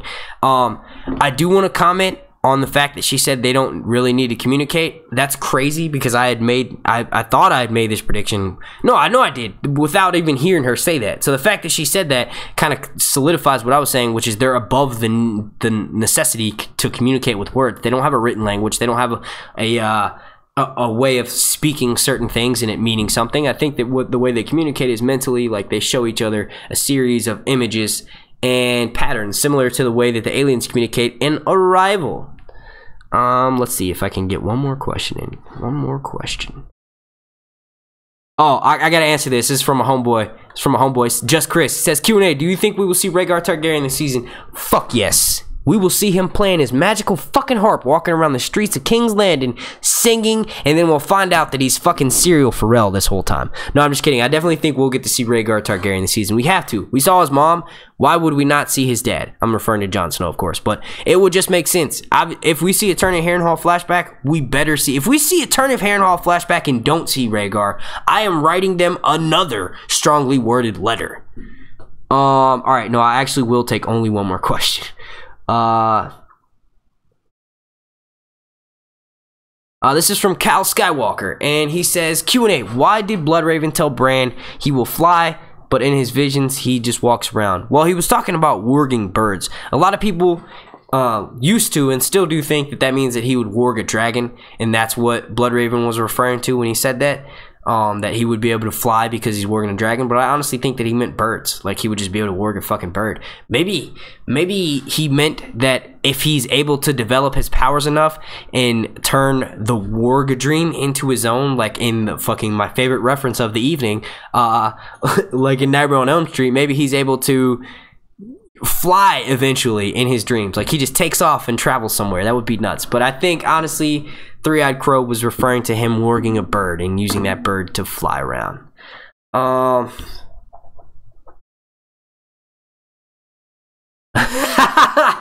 Damn, dude, I haven't seen you in a while. Where you been at? I just got a super chat, and I'm about to answer this question. It's from Quentin Gilliam, and he says, how did Bran... First of all, I want to say thank you. what's up? Welcome back. I haven't seen you in a while. That's a good way of making. That's a good way of popping back in. That's what's up. He says, how did Bran get a hospital quality wheelchair? Well, he's a Stark, and apparently, since honestly, the real answer is because the show has a higher budget now, so they can afford to do shit like that. And I think that maybe what may happen is that since he's back home at Winterfell, you know, he'll have someone probably like Maester Woken craft him that chair, and it'll be extra nice because the Starks will have extra money now. Since they have a higher budget, that means the Starks can look nicer. Everyone can dress to a T. But I like that. It's a hospital quality wheelchair. That shit is like, how the fuck is that? And it's all wooden too, and the wheels are like perfectly rounded and shit. Like, how did they even manage that? Like, what made them think like, yo, we don't have guns yet, but this wheelchair, you know.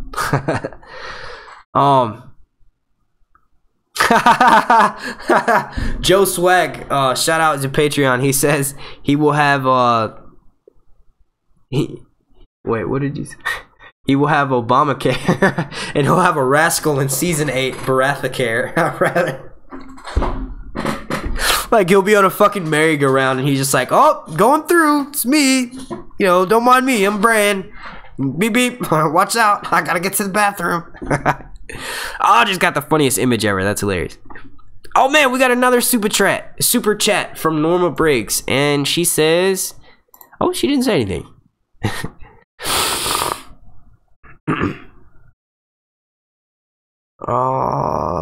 Let's see. I guess I'll do one more question.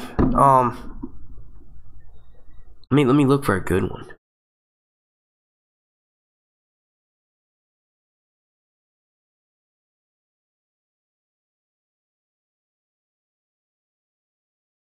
Yeah, the Tyrion Land Stark. Tyrion, what's shout out, bro? What's up? He says the Dornish guy's wheelchair was better. Yes, it was. It was like embedded. You know what? I honestly think it was the same one because in my initial breakdown when I saw Bran was in a fucking wheelchair, I was like, yo, did they just literally steal that from Dorne? Like Dany brought it with her. He's like, oh, you never know when you need this. She made the alliance with Jon, and then Jon just delivered it to his brother. It was like, yo, bro, here you go.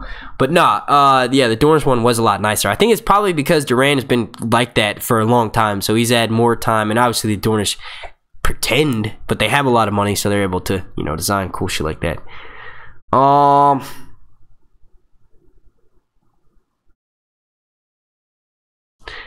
This is from Otis Davis, and I don't honestly know if I can answer this question correctly, but he said, how did the Lord of Bones know Ned Stark was dead when Jon Snow got captured by the wildlings?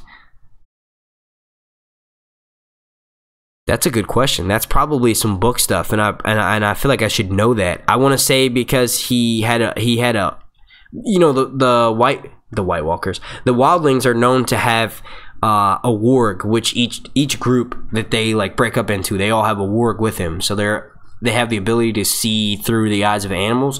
But maybe Corn Halfhand found out somehow, and I don't know. That's a good question. How about you answer me that question, because I really couldn't tell you.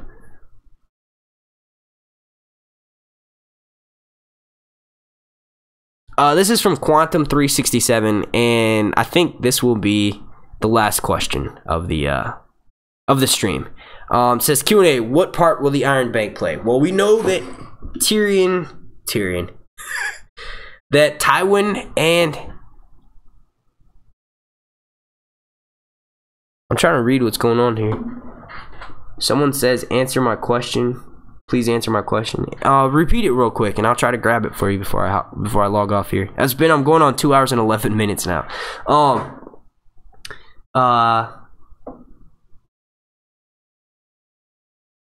Well, honestly, I think the Iron Bank is going to be coming back because, you know, they're owed their due. We got that scene with Cersei and Tywin. I think it was like season 3 where Tywin takes the time to explain to Cersei, who is in power now, who we know she has pretty much said fuck the Iron Bank in the same way that Sandor said fuck the king. She hasn't been paying them, so I think that that's got a major part to play in forcing her into the alliance with Euron. I think that the Iron Bank may potentially ally themselves with Jon or Daenerys, or either one, because they're all going to be working together, and that's what will ultimately help force Cersei out of the King's Landing. I think that was a good answer. Shout out to Tyrion Jr. Lance Stark, appreciate it. We got a $2 donation, and he did not ask a question. All right. Seriously, 2 more questions. This one's from Tom Tunnelly, and I think you were the one who had said, please answer my question. He says, Q&A, who do you think, by the way, shout out, I have not seen you in my chat before. Welcome to the family. He says, Q&A, who do you think will be in Jon Snow's posse above the wall, north of the wall, that we keep being teased in the trailer? I know I keep spamming, but I really want to know your opinion. Well, first of all, I actually have a video called Jon Snow North of the Wall. If you look down in the description, click that video. Go watch it. That's who I think goes with him. But for short answer, I think, you know, I can't really make anyone out. But spoiler alert, if we want to go by the plot leak, it's... Spoiler, let me say it longer than that. It's Thoros Samir, Beric Dondarrion, Gendry, and then like 2 or 3 other people go with him north of the wall. That's what the plot leak says. But in all actuality, it's probably only one of those that goes with him. I did notice the Warhammer-shaped dragon glass like axe thing that someone's carrying with him, and everyone relates the Warhammer to Robert Baratheon. Robert Baratheon's son is Gendry. So that's what made me think that, but I don't know if Gendry would feel like Gendry's not a warrior. Gendry's a blacksmith.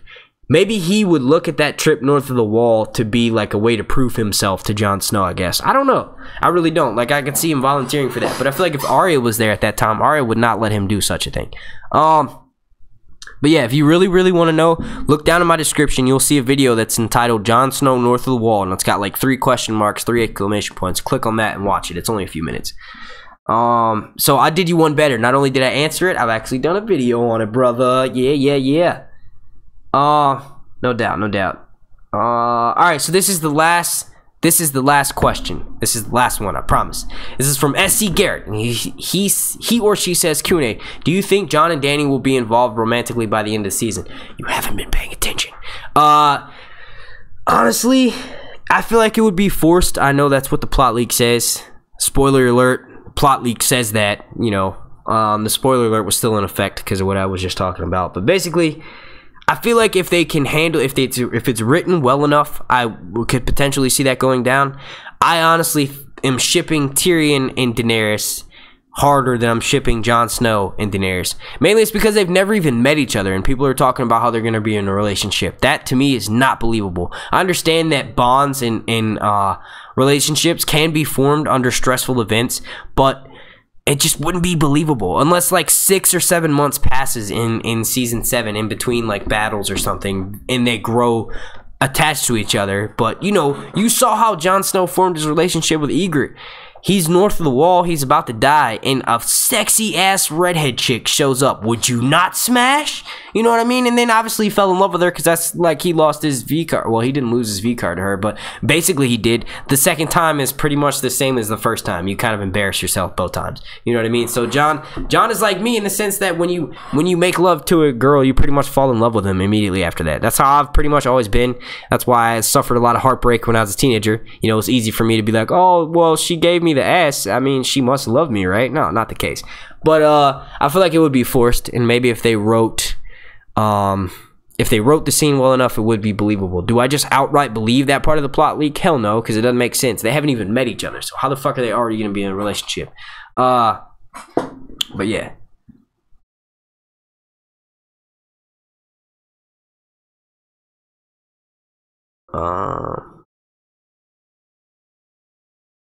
All right, well, I am officially out of here. I want to thank you all. Hang on, let me do this cool thing to myself. Put myself in the middle, right? I want to thank you all so much for watching. If you would like to enter my contest for the 10,000 subscriber giveaway for once I reach that goal here on YouTube, and let me show you what you're gonna win. Actually, no, I'm not gonna wait. Make myself have more. Oh my god, I just dropped like 1,000 motherfucking pennies on the goddamn floor. Fucking A, I ain't cleaning that shit up. I'm smoking a cigarette. If you would like to enter my how can I get it in frame, dude? All right, here we go. If you would like to enter my contest for once I reach 10,000 subscribers here on YouTube, and you can be entered for a chance to win this lovely Daenerys Dark Horse figurine right? It comes with 3 eggs, not 1, but 3. It even makes a point to notice that on the box because, you know, Daenerys only has 2 dragons, right? But anyway, if you want to win this, all you have to do is like this video, comment down below, subscribe to me here on YouTube, and then hop on Twitter and on Instagram and follow me on both social media platforms. If you don't do Twitter or Instagram, that's fine. You don't have to follow me. Liking, subscribing, and commenting on this video will enter you into the contest. My name's Mark, and I hope you guys enjoyed my baller ass microphone because I was singing in this shit last night and it sounded epic. But yeah, remember, I gotta change my talking style up. If you watch my super old videos from like a year ago, I used to talk like this anyway. But so yeah, I want to thank you all so much for watching. The like goal for this video will be 150. My name's Mark, and this has been Sir Hunt's no, I'm just kidding. This has been Sir Hunt's Reviews. Thank you all for watching.